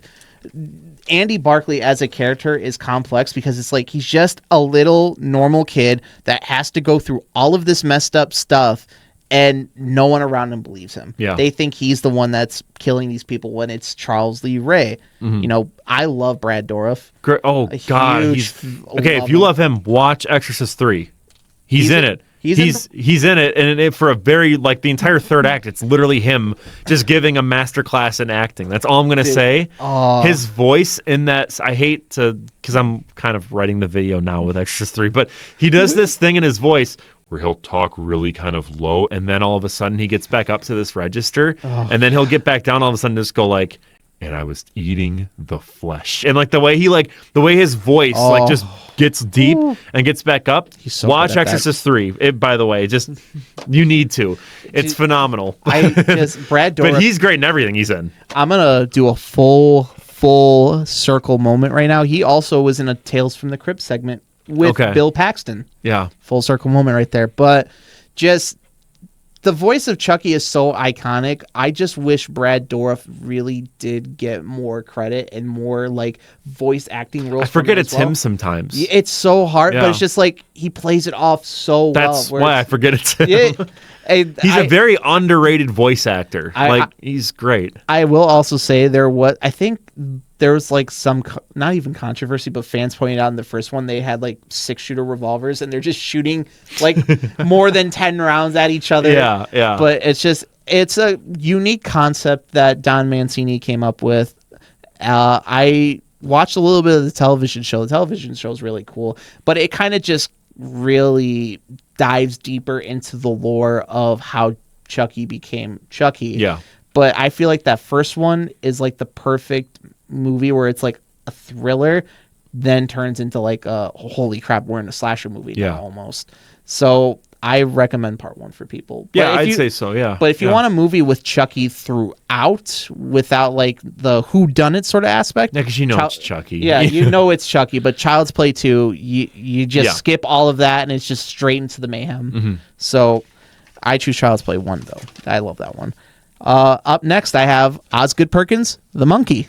See, I was curious about Number this because you 12. brought it up. I've seen a couple clips here and there, one with a school bus, and I don't know any context behind it. But so don't spoil anything because I do want to see it myself. But it's another Stephen King short story. Oh God, Stephen King! No, I'm kidding. I was about to say he's a good premise guy. Premise. This movie, you can't. I will say this, like, I can only talk so much since it's still like very, very new. Don't walk in thinking you're gonna get scared, because there are some aspects where it's like, holy crap, that's freaky, or that could happen. Just go in, it's like, I want a good, gory, fun movie with creative kills. Okay. That is Osgood Perkins' Monkey to a T. I think Theo James is the actor who played it's basically two twins and, finding the monkey, and then chaos ensues from there. Theo James plays the adult version of both of them. I think Theo James did a really good job. Also has Rowan in it, once again, from Halloween Ends. He was in that movie as well. Okay. It's a very interesting movie that really does make you think. And coming from Longlegs, and I know a lot of people are still a little divided with Longlegs. Love and it. I love it Love too. it. I love it too. Let me in now. And Nicolas Cage is perfect in that He's movie. so good, dude. I love that movie. Hail Satan. And I know that movie is divided. just going in, it's like, I want to watch some creative kills on screen. And I had the perfect theater experience. When I saw this in the theaters, I saw it in the Whitewater Theater. Okay. By myself. Yeah. No one in the crowd, just in the whole auditorium, just laughing and being like, oh my God, no way that happened, sort of thing. Bro, it was Robert De Niro in Cape Fear, just smoking a cigar going, No, that's literally to a T. That's another good movie. That's another great movie, Cape Fear. Simpson episode, though, is like, I haven't seen the Simpsons episode. the Sideshow Bob. I probably should. You should totally watch it. It's not even a Treehouse of Horror one. Oh, okay. It's so dumb. But yes, The Monkey, if you want a fun movie. And I know we had a discussion like off camera about like what you can consider to be a fun movie, like your take of like whenever someone says it's a fun horror movie, it's the fun horror movie. It's not, it could be kind of scary if you really think about it, but it's just so much fun where it's like, you know how like the OG Evil Dead was? Yeah. Like, or not necessarily to this extreme, but you can kind of make comparisons to like Rocky Horror too. Yeah. Where it's just like you're having fun. These are horror-based elements, but you are having so much fun. It's funny in places, but also, I'm sorry, I'm spitting. You're but good. It's fun. I recommend it. It's a newer one. Really quick thing about Evil Dead. I'm sure it might be on your list. I don't know. But the first one, I got to tell you, I had my first ever L take. I remember this when I posted it. Oh. And no, I like Evil Dead. It's not bad. What's the L take? So the L take was this in the review, and I didn't clarify it well because I was still learning how to make YouTube videos. This is like one of my first videos. All right. I was talking about how I wasn't a fan of the first act of Evil Dead because I felt that it was very slow with kind of getting everything set up, and I was like, fair. I'm like, to the uninitiated who are expecting Evil Dead, it's kind of boring. Yeah, and what I said though was I thought the first act was boring. That's all I said in the video. Oh. And people were like, "What do you mean the movie's boring?" It's like I didn't say that. The movie. Okay, so but that was my L take, and I was getting ripped on. That was like the first time I'm like, "Oh no, do I take the video?" Like, I know what to do. Yeah, no, I mean I can agree with you in some aspects. Like the first part of Evil Dead is kind of when they boring. play the tape. It kicks in, and then it's like, okay, when that tape good. starts, then Evil Dead really truly starts. But it also, what I like about the beginning of the first Evil Dead, which should I just talk about when I talk about it's inevitably on my list. It's inevitably on my list. We'll wait. And you might be surprised though. What's this now? Number? We are on number 11. So sticking with the Tales from the Crypt sort of theme, I'm choosing Trick or Treat. Classic. It's Love a classic. I'm so happy because growing up, this movie was like straight to video. Yeah. It didn't have a theatrical release. No, it's huge now. Like you go to Spirit Halloween, you see Sam everywhere, but this was not a big movie when it first came out. No, I remember that. Like it was like straight to video. People were like, it's pretty good. But once you actually sit down and watch it, it is so good. It's a perfect horror anthology. And there's a lot of movies that do horror anthologies. For example, All Hallows Eve, which is actually one of the first appearances of Art the Clown. It's a horror anthology. Yeah. You know, a lot of people do that premise, but they don't do it well or don't do it unique. And holy crap, this movie is done well, and it's very unique in everything plays together. Yeah, one of the biggest advocates for it, by the way, back in the day was Chris Stuckman, who now has his own movie coming out. I heard full circle again. I've heard great things. I've heard great things about Chris Stuckman's movie. But just funny because I remember he would always like glaze that movie when I was a kid, and I was like, he really must, because he'd always wear like the Sam shirt, you know. I was like, and then that's what got me to see it. And I'm like, oh no, he was spitting like this is incredible. And the guy that made Trick or Treat is Mike Dougherty, who ended up making Krampus and then Godzilla King of the Monsters. So. Which this might be an L take to a lot of you Godzilla fans. I think Godzilla King of the Monsters is one of the best ones. Oh, it is. I thought you were about to say it's one of the worst. No. Because that's the 2014 sort of the one. The 2014 is flawed, but let's not get into Godzilla. But Trick or Treat, I love it. It's a great movie. It's a perfect Halloween movie, and if you really want to kind of get into like anthology-based movies or like anthology-based series and whatnot, I highly recommend checking out Trick or Treat. And my movie. Anomalous Archives, my anthology one. Haha. Shameless plug. Just I was about to say shameless self-promotion. Up next, I have the original Texas Chainsaw Massacre. So right now we are at, let me look at my sheet right here. Number 10? We are at number 10. We're in the top 10 now. We're in top 10s now. Best opening shot in any movie ever. Oh my god, the freaking guy on the grave. Yeah. Oh my, the camera backing out. It's Oh. wonderful. That's how I opened my review of it way back in the day when I did that. Did you have credits that made the camera noise too? Like, No. you should have. No, that would have been cool though. But I just play my older views. They're all copyright claimed because I would play like a 30-second clip from the movie to open it, and then I would talk, and then I would end it with a 30-second clip. Like I think that they're better quality, like in terms of like the editing, just for that reason. But now it's like, dude, you can never do that on. Well, you still can't. You couldn't back then. That's why they're all claimed. But I wasn't making money, so I didn't care. Dude, who cares? But that opening is just so good. But there's more to the movie, obviously. It's a really dark movie, and the thing was, like, even when Texas Chainsaw Massacre came out, slasher movies weren't really solidified because I think Texas Chainsaw was before Halloween. Yeah. And I believe was at the same time as Black Christmas. Because I know Black Christmas people consider to be like one of like the OG slasher movies, which I think it might be even the first. I don't know. But and like I know Psycho is considered to be the first. oh yeah, I guess yeah. Psycho's considered to be like the grandfather, but like, you know, I think Black Christmas might have been one of the first ones. But Texas Chainsaw Massacre, it's so unique because it's not just a slasher. It feels like an art film. Right. Like some of the camera shots are so unique and so crazy. Like that girl walking up to the house itself, and it's like the camera that's tilted down as she's walking. It's like a lot of people will come and be like, "Oh, look at her butt," but it's just like, don't go in there. Actual midwits, though. I'm sorry, that are like they shouldn't be sexualizing her. It's like you're missing the point. You are missing the point entirely of that shot. And the thing about the Texas Chainsaw Massacre that I loved is they did a bold thing. You have horror happening in the daytime. Yeah, it's daytime horror. Horror. It's like The Wicker Man, which love The Wicker Man. Leatherface, OG, rest in peace, Gunnar Hansen. He's just incredible, misunderstood character too, because you could tell he has mental problems when he sits down and he just like pats his head like that. I'm just like, oh my god! Some amazing shots with it.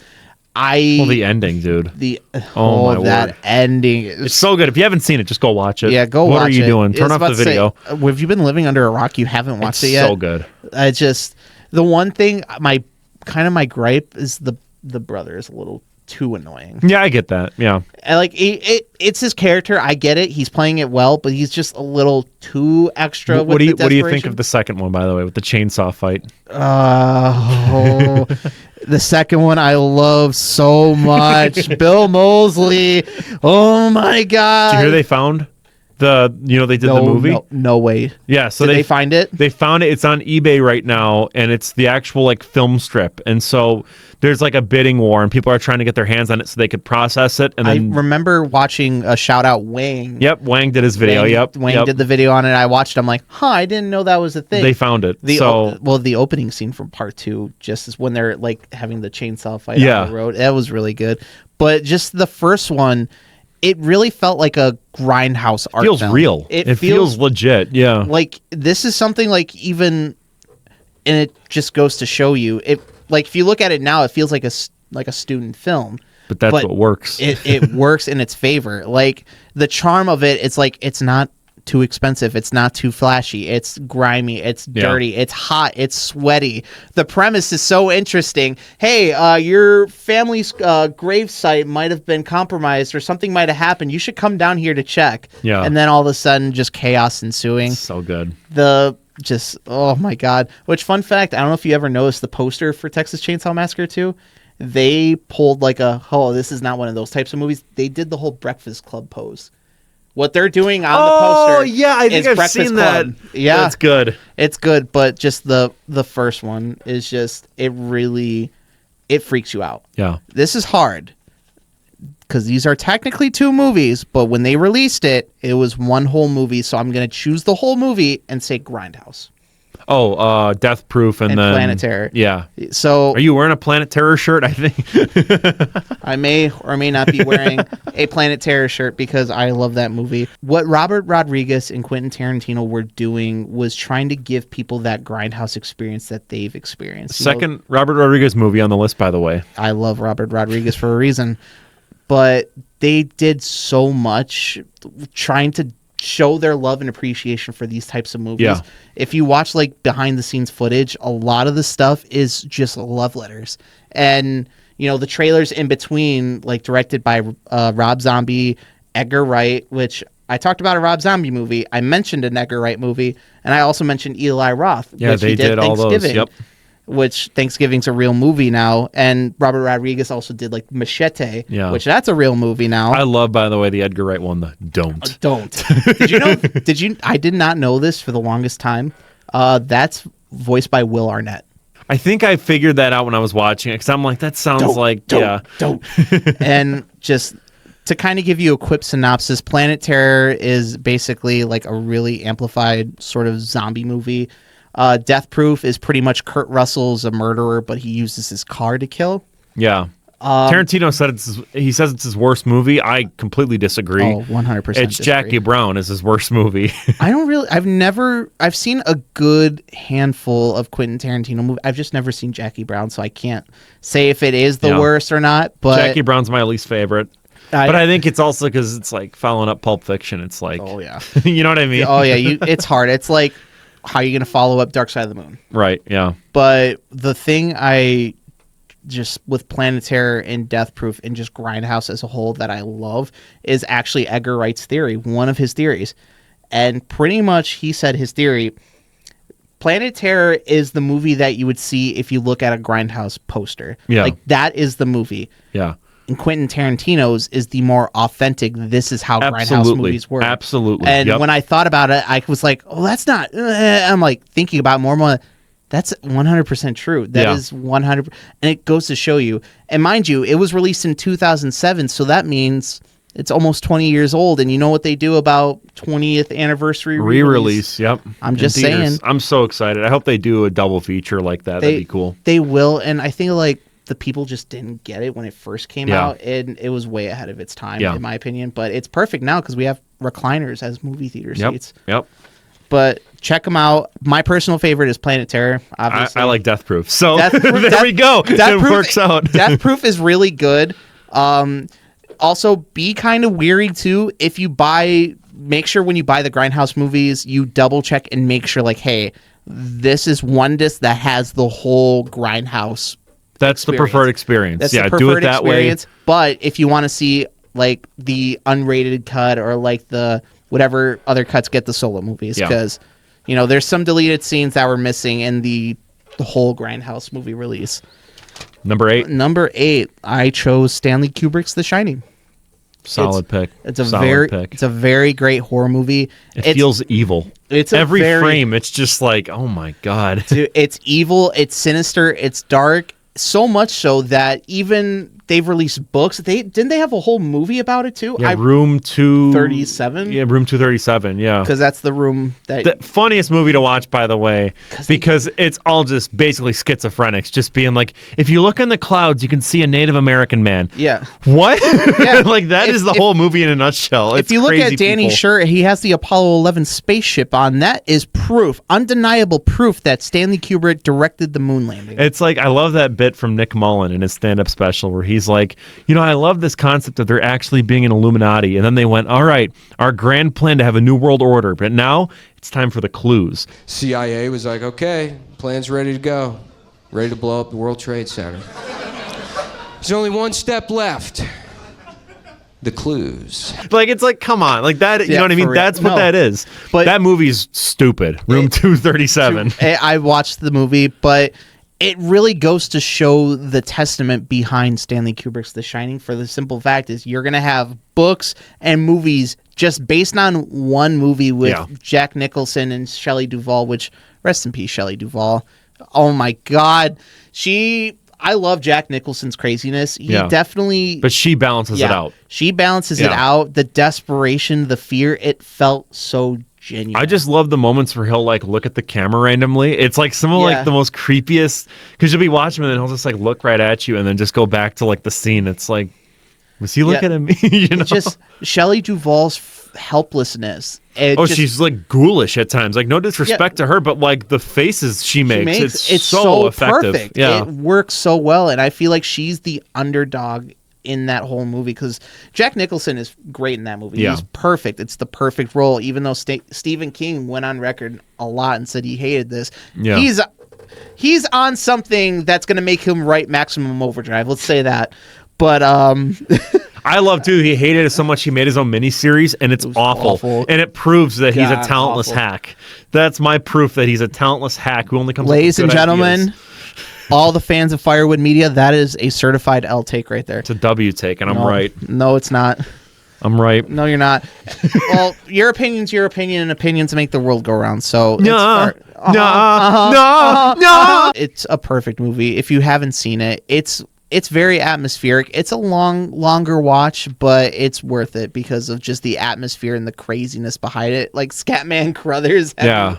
The whole scene where he's like just in that the slow zoom in on him. But then I love how the shot before that, he's in that room. It's like, what is that room? There's like naked women all over the posters, and he's got like a tiger bed. It's like, dude, what? There's just so much randomness. The whole thing that happened to Scatman Crothers' character, Yeah. I thought that was pretty mean. Yeah. But otherwise, You think he's? I'm not gonna say it. Never mind. watch the movie. Just watch it if you haven't. It's a classic. I will also say before I move on, it has one of the best. Like, I am a sucker for a good teaser trailer and teaser posters. Yeah, like the poster's so good, dude. Yeah. So oh my God. to kind of give you guys an idea of what teaser posters are not official theatrical posters, but there's something that is going to tip you off that a movie's coming. So like if you go to a movie theater and say you're watching, I'll just give you an example of my own personal one. Teaser posters for Star Wars. It's like they don't show you or tell you anything, but it's telling you like, hey, this certain thing's coming. Because most of the time they haven't shot the movie yet. Yeah, like they haven't. It's just an idea. But teaser posters and the art of teaser posters, I am a nerd for. Yeah. So the teaser trailer for The Shining is just the elevator door flowing with blood. Yeah. It's just the ominous music and just that take with the credits and whatnot. Yeah. That and Alien have some of the best Alien's ones. a great one too. I have yeah. never seen Alien though. Really? Okay. Never seen any Alien movie. I've seen Predator. Love Predator. Predator's great. Yeah. Dude, just the scene though when he walks in, you think he's gonna save the day, Scatman, and then The axe. dude. Did you see the Family Guy version of it when Peter did that to Cleveland? Number 7 is another horror anthology, Creepshow. Hey, I just did a video on this. The OG Creepshow. Holy crap. What's your favorite segment? Ooh, that's a tough one, man. It's so tough because they're all so freaking good. It's an anthology for anyone watching It's a that horror doesn't know. anthology. It's very good. For me, I'm going to say Father's Day. Okay, that's one of my favorites. I also love the one with Leslie Nielsen. That one Where I he- will say is up there. It's kind of hard because I want to say, was it Jordy Nelson, the character of Stephen King? That was a really fun one. No, it isn't. Yes, it was. No, it isn't. It was fun. You suck. That one is the worst. I'm not saying it's my favorite. Okay, good. You're like No, freaking me out. no, I'm like, no, dude, no. that's objectively the worst. No, my favorite. I think my favorite one has to be The Crate. Oh, okay, Crate's that's cool. Yeah, that's The one of the Crate, cooler ones. Fluffy, Yeah. with Adrienne Barbeau, which Yep. I love Adrienne Barbeau. She Yeah. plays such a nasty character. And looking at interviews with her, she is such a genuine sweetheart. Yeah, yeah. But just fluffy, and some of the kills. And okay, you have Stephen King, you have George Romero, and I believe Tom Savini did effects for this. Yeah, as he well. did the effects. Yep. You have a Triforce, which if you were to ask Cole, he'll say a dynamic duo plus the other guy. Yeah, and a star-studded cast. Holy. It's Ted Danson, Leslie Nielsen, Adrienne Barbeau, the guy from The Truman Show. It's a really big toss-up as my favorite between that one and the one with Leslie Nielsen. Okay, yeah. Because Have you seen Creepshow too? I have seen all of the Creep shows. Okay. You like Creepshow? Because part of me is almost like, I almost like two, sometimes more than one. I don't like it more than one, but I love two. I think Two's more campier, though. And that's probably why I like it. I love the Native American one with the statue going around killing people. I love Old the Chief raft. Woodenhead. The Yep. Raft is another Stephen King short story. Yeah. Which, by the way, I think it's like the Skeleton Club or Skeleton Key. I think it's this. Yeah, I'm not too sure. That's the book that has like the monkey, the mist, the raft, and all that stuff. It's really He's good. got one that I actually do like where it's a guy on like an exercise bike. Have you read that one? I have not. And he's like going crazy as he's on this because he's thinking he's actually like traveling on the bike. It's really cool. That's so cool. But Creepshow, it's another horror anthology. It really does, it really shows the love letter so much so with some of the shots, the lighting choices. Right. How do you feel about the cards that show like the comic effect? I adore it. The panels. I adore. That's the appeal. If you want, that's what differentiates Creepshow from Tales from the Crypt or something like agreed. that. That's why it deserves to exist, in my opinion. Like the ending of Father's Day was like, I got my cake. Yep. And just the you got like the backgrounds going. It's wonderful. Such a love. The wraparound segment with Tom Atkins, though. Yeah. Being the abusive father. All the Godzilla nods in that. You see so they did this thing really quick. Godzilla nerd time. They did these line of perfect channel for it. It's a Shogun Warriors Godzilla where it was like this tall. You see them all the time at G-Fest. Crazy expensive. Unless they're missing the rocket, because it had a hand where it shot out like a McDonald's toy. Oh, yeah. So many toys that they lost the hand. So if you find with a complete hand, it's worth a ton.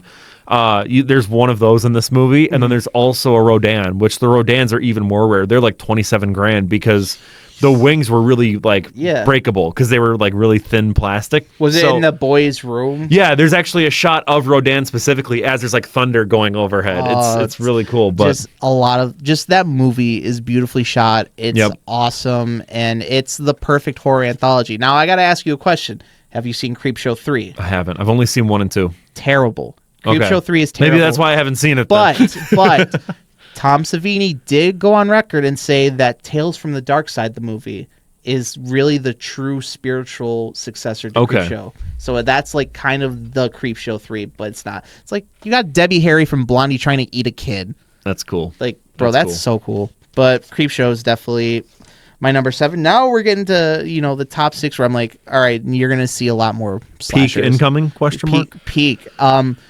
This is going to be a tough take, so let me look at this. The next 3 are gonna be the slasher movies, but these are my favorite out of the slashers. So I'm gonna go Nightmare on Elm Street Part 3, The Dream Warriors. Goated. That's the best one of the franchise. It's the best one of the franchise. I love Part 1 where it's just ominous, but it kind of feels weird without having the Freddy quips. Yeah. His jabs. But Part 3, it's like, it's the perfect blend of like terror and the jabs. Like, I think it's so stupid when he comes out of the TV and he's like, "Welcome to prime time, bitch." Boom. It's so campy, like the heroin addict when he has like the the needle fingers. It's the best one of Freddy, I think, too, because he's still 100%. Menacing. He's still like goofy though, like he's not welcome to prime time, like he says his one-liners, but he's still horrifying. Like he has moments where you're just like, oh, this is a legit villain. It's not, it's the power glove, bitch. You don't get that. And I feel you're not there yet. That movie too, like, really did make it laid groundwork for how Freddy is going to become later on. It is the groundwork. Like when he's 100%. Like, bitch, all the time. Like, that's like the meme, I guess. Yeah. But just Part 3 is so freaking great. My girlfriend hates the first one because she said that it's great all the way up until like right after Johnny Depp dies. She was like telling me this. She's like, right until Johnny Depp dies, she's like, then it turns into like Home Alone bullshit, and then she's like, and the ending is terrible where the mom gets pulled through. That was such. And when she said this, I'm like, no, like she's spitting, because it's like if you just have it right where the thing comes over the car door, like the Freddy thing, and she's like panicking, like, "Mom, no!" She's driving off, and the mom's just like smiling and like waving, and then instead of cutting to her getting ripped through the window, you just see the girls jump roping, and there. That's so effective, and it's like instead you get her and it ruins it because it looks like a shitty dummy. Yeah, because it was a sex doll, wasn't it? I don't know what it looks bad. It looks really bad. Doll. It almost looks like the Sally Acorn. Like this might be too much of a deep cut for you, but there was a guy that. No, it's not. Yeah, the Sally Acorn life. I know. That's what it looks like, dude. It's one of the worst dummies in film. Dude, it was so bad. But Part 3, I feel like, just is the perfect balance of everything you want in a Nightmare on Elm Street movie. It laid the groundwork from the character that Freddy is going to become. Yep. Because recently, in recent news, it was like voted by a lot of people that he is considered the scariest horror movie villain of all time. I think so, yeah. Which is true in all retrospect, because like, motherfucker comes at you in your dreams. Yeah. You're not safe. Yeah.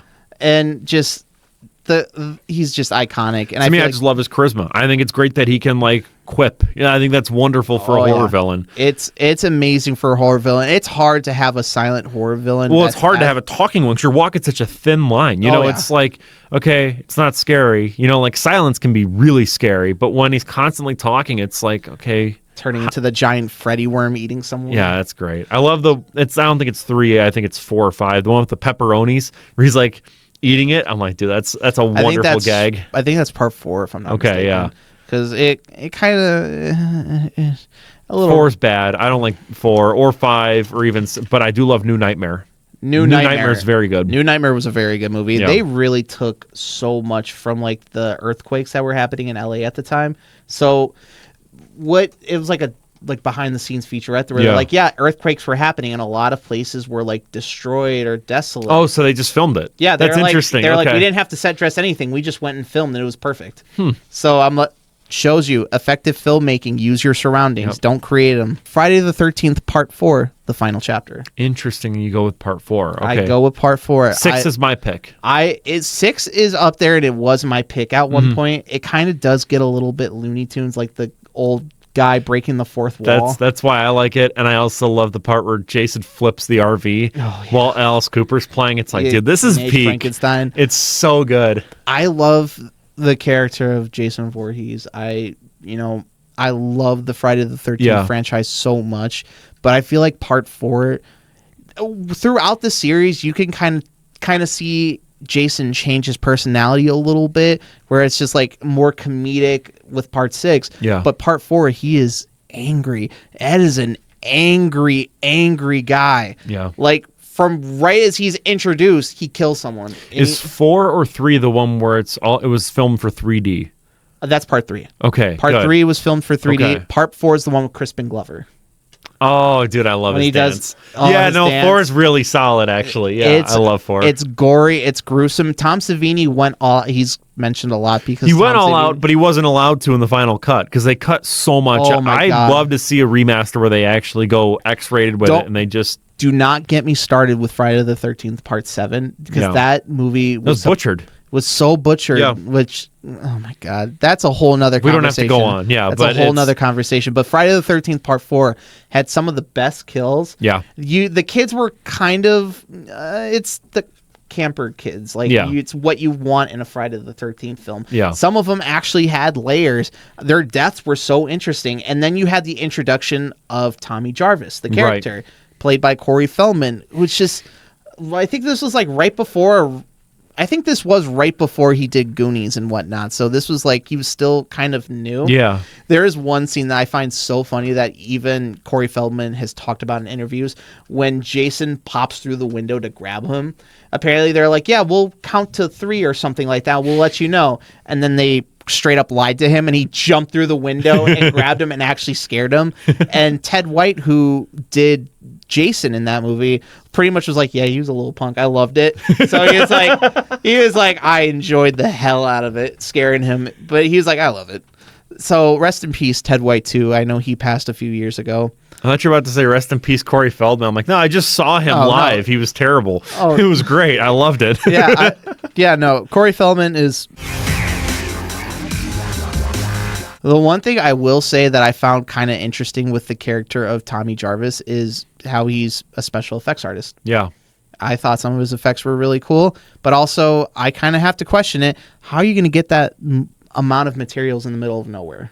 Yeah, that's true. Though back then, there were like hobby stores. You know what I mean? Where like I'm sure, because that was what Rick Baker. He would talk about how he'd go to hobby stores and he'd be like, "Can you get me like a drum of like this specific material?" Because he lived in the middle of nowhere too.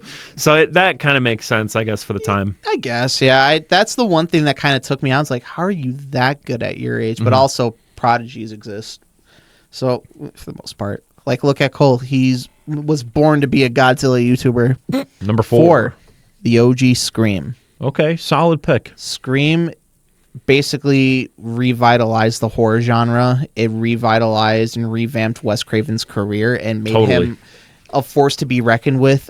Kevin Williamson's script is just perfect. He is like the go-to writer of 90s horror. Yeah.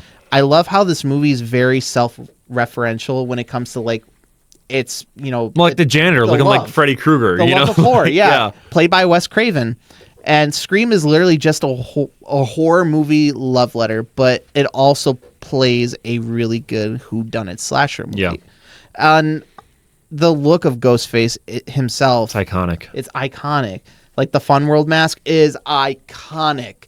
I have a lot of fun seeing Scream. And a little quick story, I actually had the pleasure of seeing the original Scream in theaters. Not when it first came out. I'm not that old. Yeah, you're ancient. Dude. I'm ancient, Get your but I'm not. AARP card ready. Yeah, I was about to say I got a senior citizen discount, but this was during like the height of COVID, where movie theaters, they literally weren't showing new movies; they were showing old movies, and no one would go to a movie theater at all. So they lowered all the prices. So for like $12, I got to see Scream, large popcorn, large soda. Yeah. And and this was around Halloween time, so they were like, movie theaters, especially like chain movie theaters, are kind of prone to showing older horror movies like during the Halloween season. Yeah.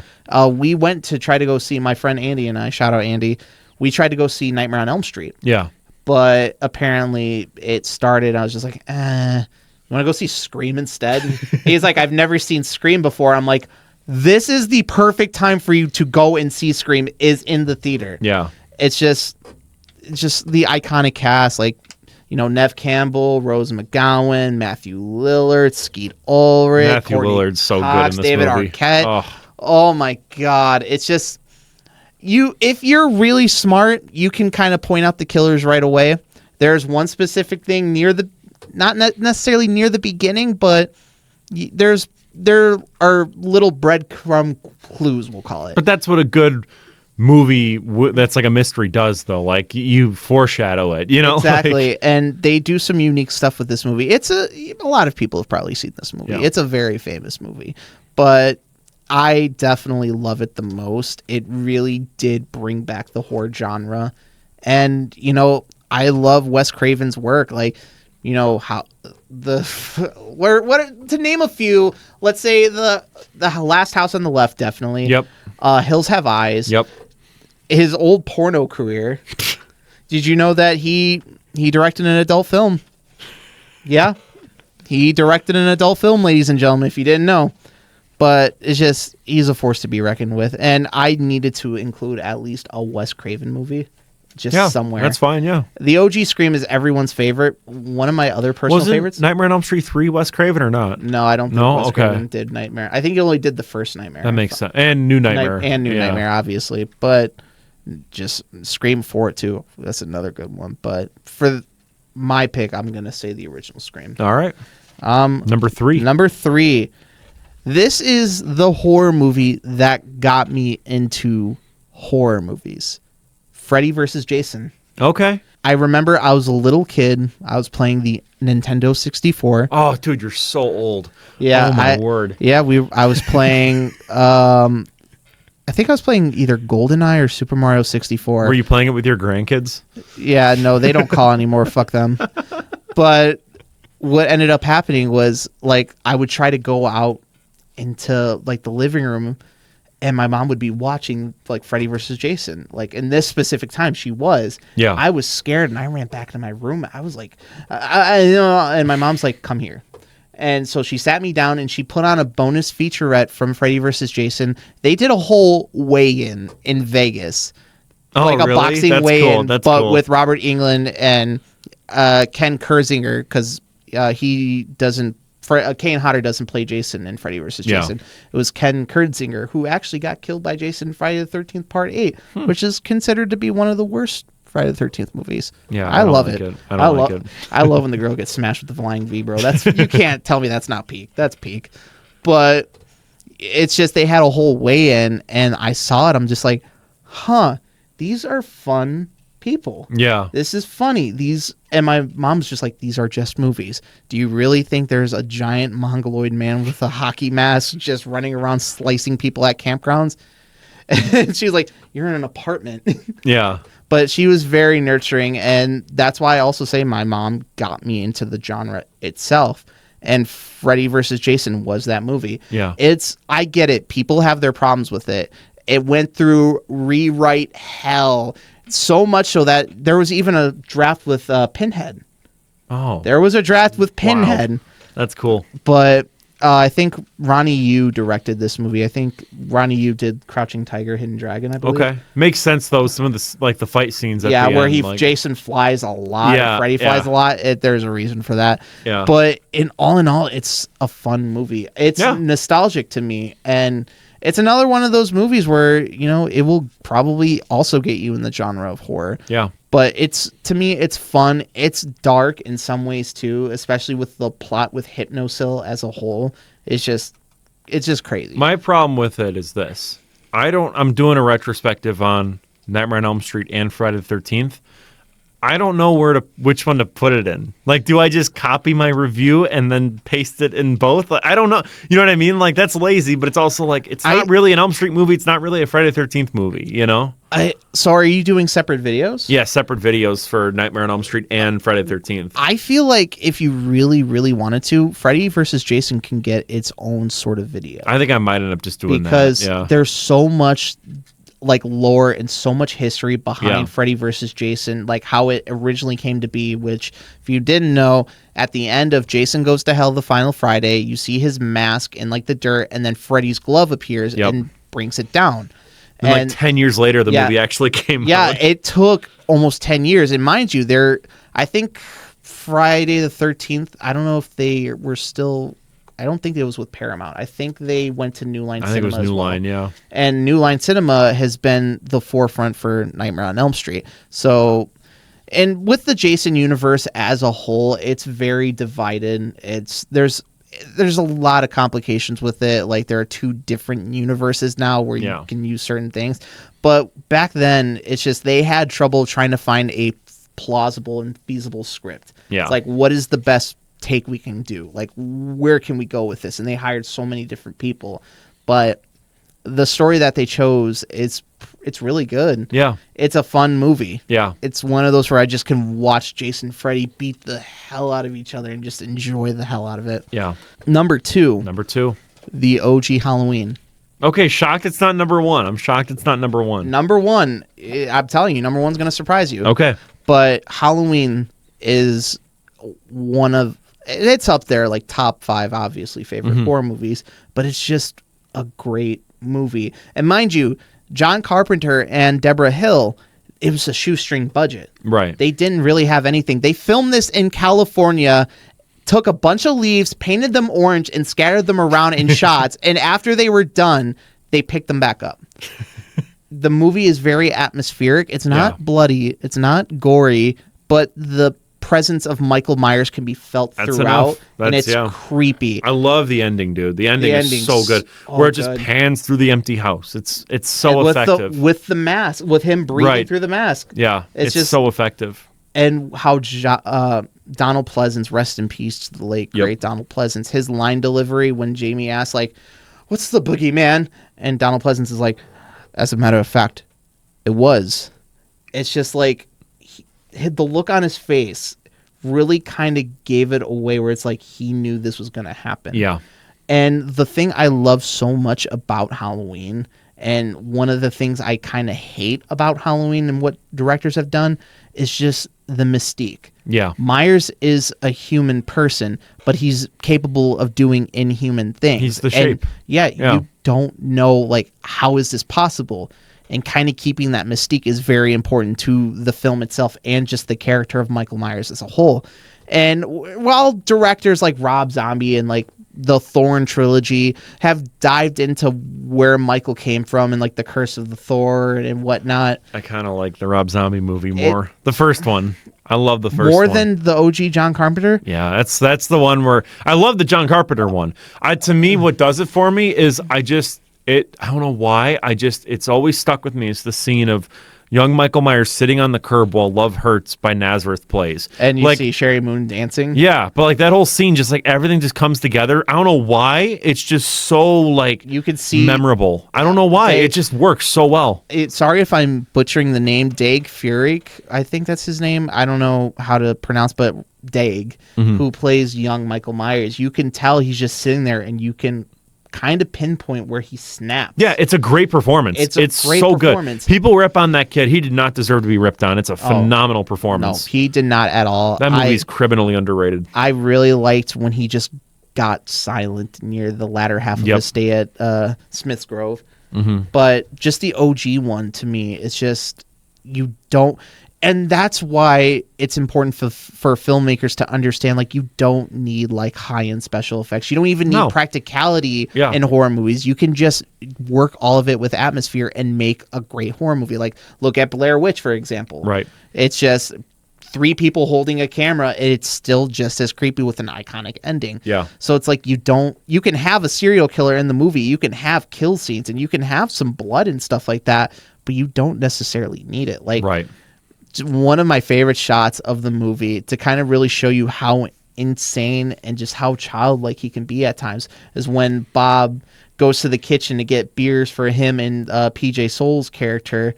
You know, I forgot what her name is in that movie. Is that where he puts the sheet over? And yeah. Yep. Well, you're thinking of the Rob Zombie one, because when he walks and gets the beer, he just kind of hears something from the corner and he looks. He's like, "Come on out." And he opens the door. Michael comes up and then stabs him. Oh. But in Rob Zombie's Halloween 1, he dresses up as him and you get to watch him follow. And then Michael captures him. Oh, okay. Does it. That's the that Rob must be Zombie. like a Mandela effect then. I don't know. No, I don't know. It's just. For me, that's how I remember the classic. I don't know why. I do love Rob Zombie's Halloween 1. I love it. It's great. It's a great movie. Part 2, not so much. No, God, no. Yeah, No. just the first one. Even though I did like the amount of punk that was in Part 2. Yeah. It's so cool. But yeah, Halloween Part 1, the original one. Wait, what'd you think about 3, by the way? I love 3. 3 is one of my favorite Halloween movies ever. Oh, I fucking love 3. It's Tom so Atkins good. is so fun in that movie. Yeah.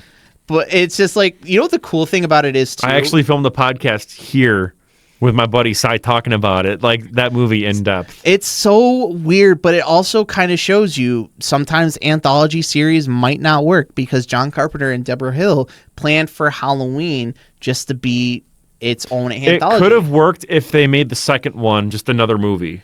It could have worked. That's my theory, at least. But then again, how I really would have perceived it, they would have gotten a lot of criticism.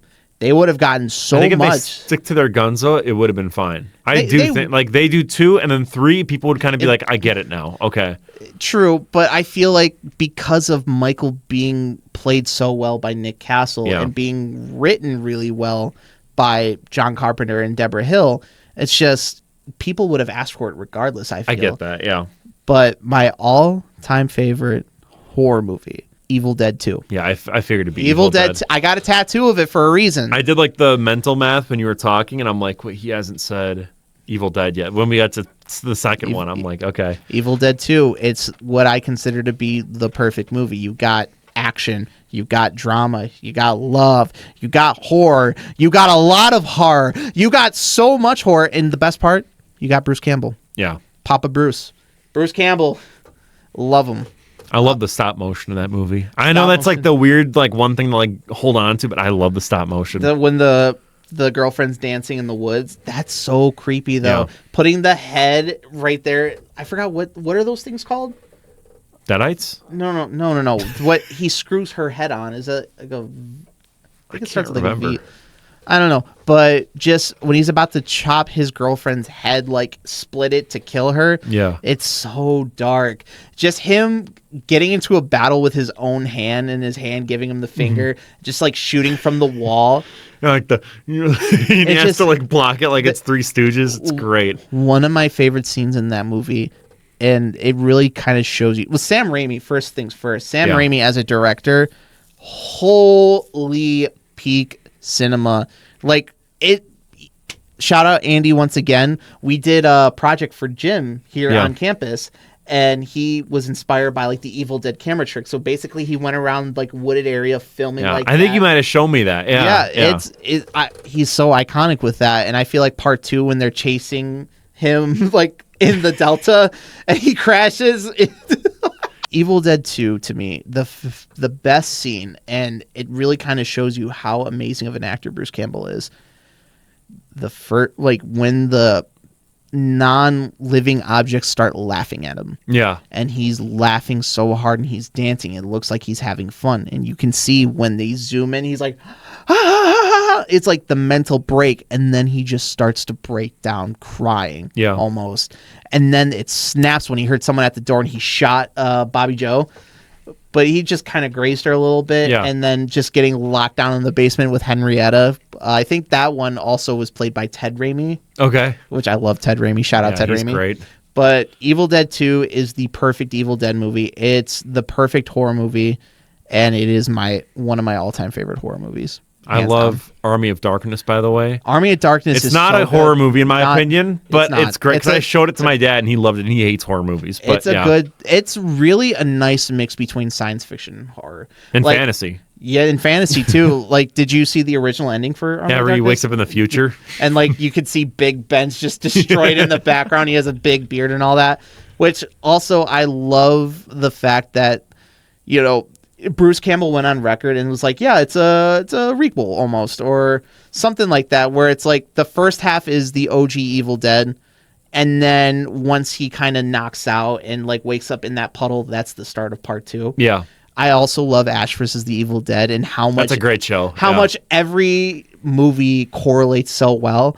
And Evil Dead is one of those franchises where, like, there's no bad movie. Yeah, like Rise is really good. I saw that one in theaters. The remake of Evil Dead, that one was gnarly. Nuts. Yeah, it's nuts. I've seen, just real quick, I've seen fan edits when it was raining blood from the sky, and they put Slayer. They put Slayer in it.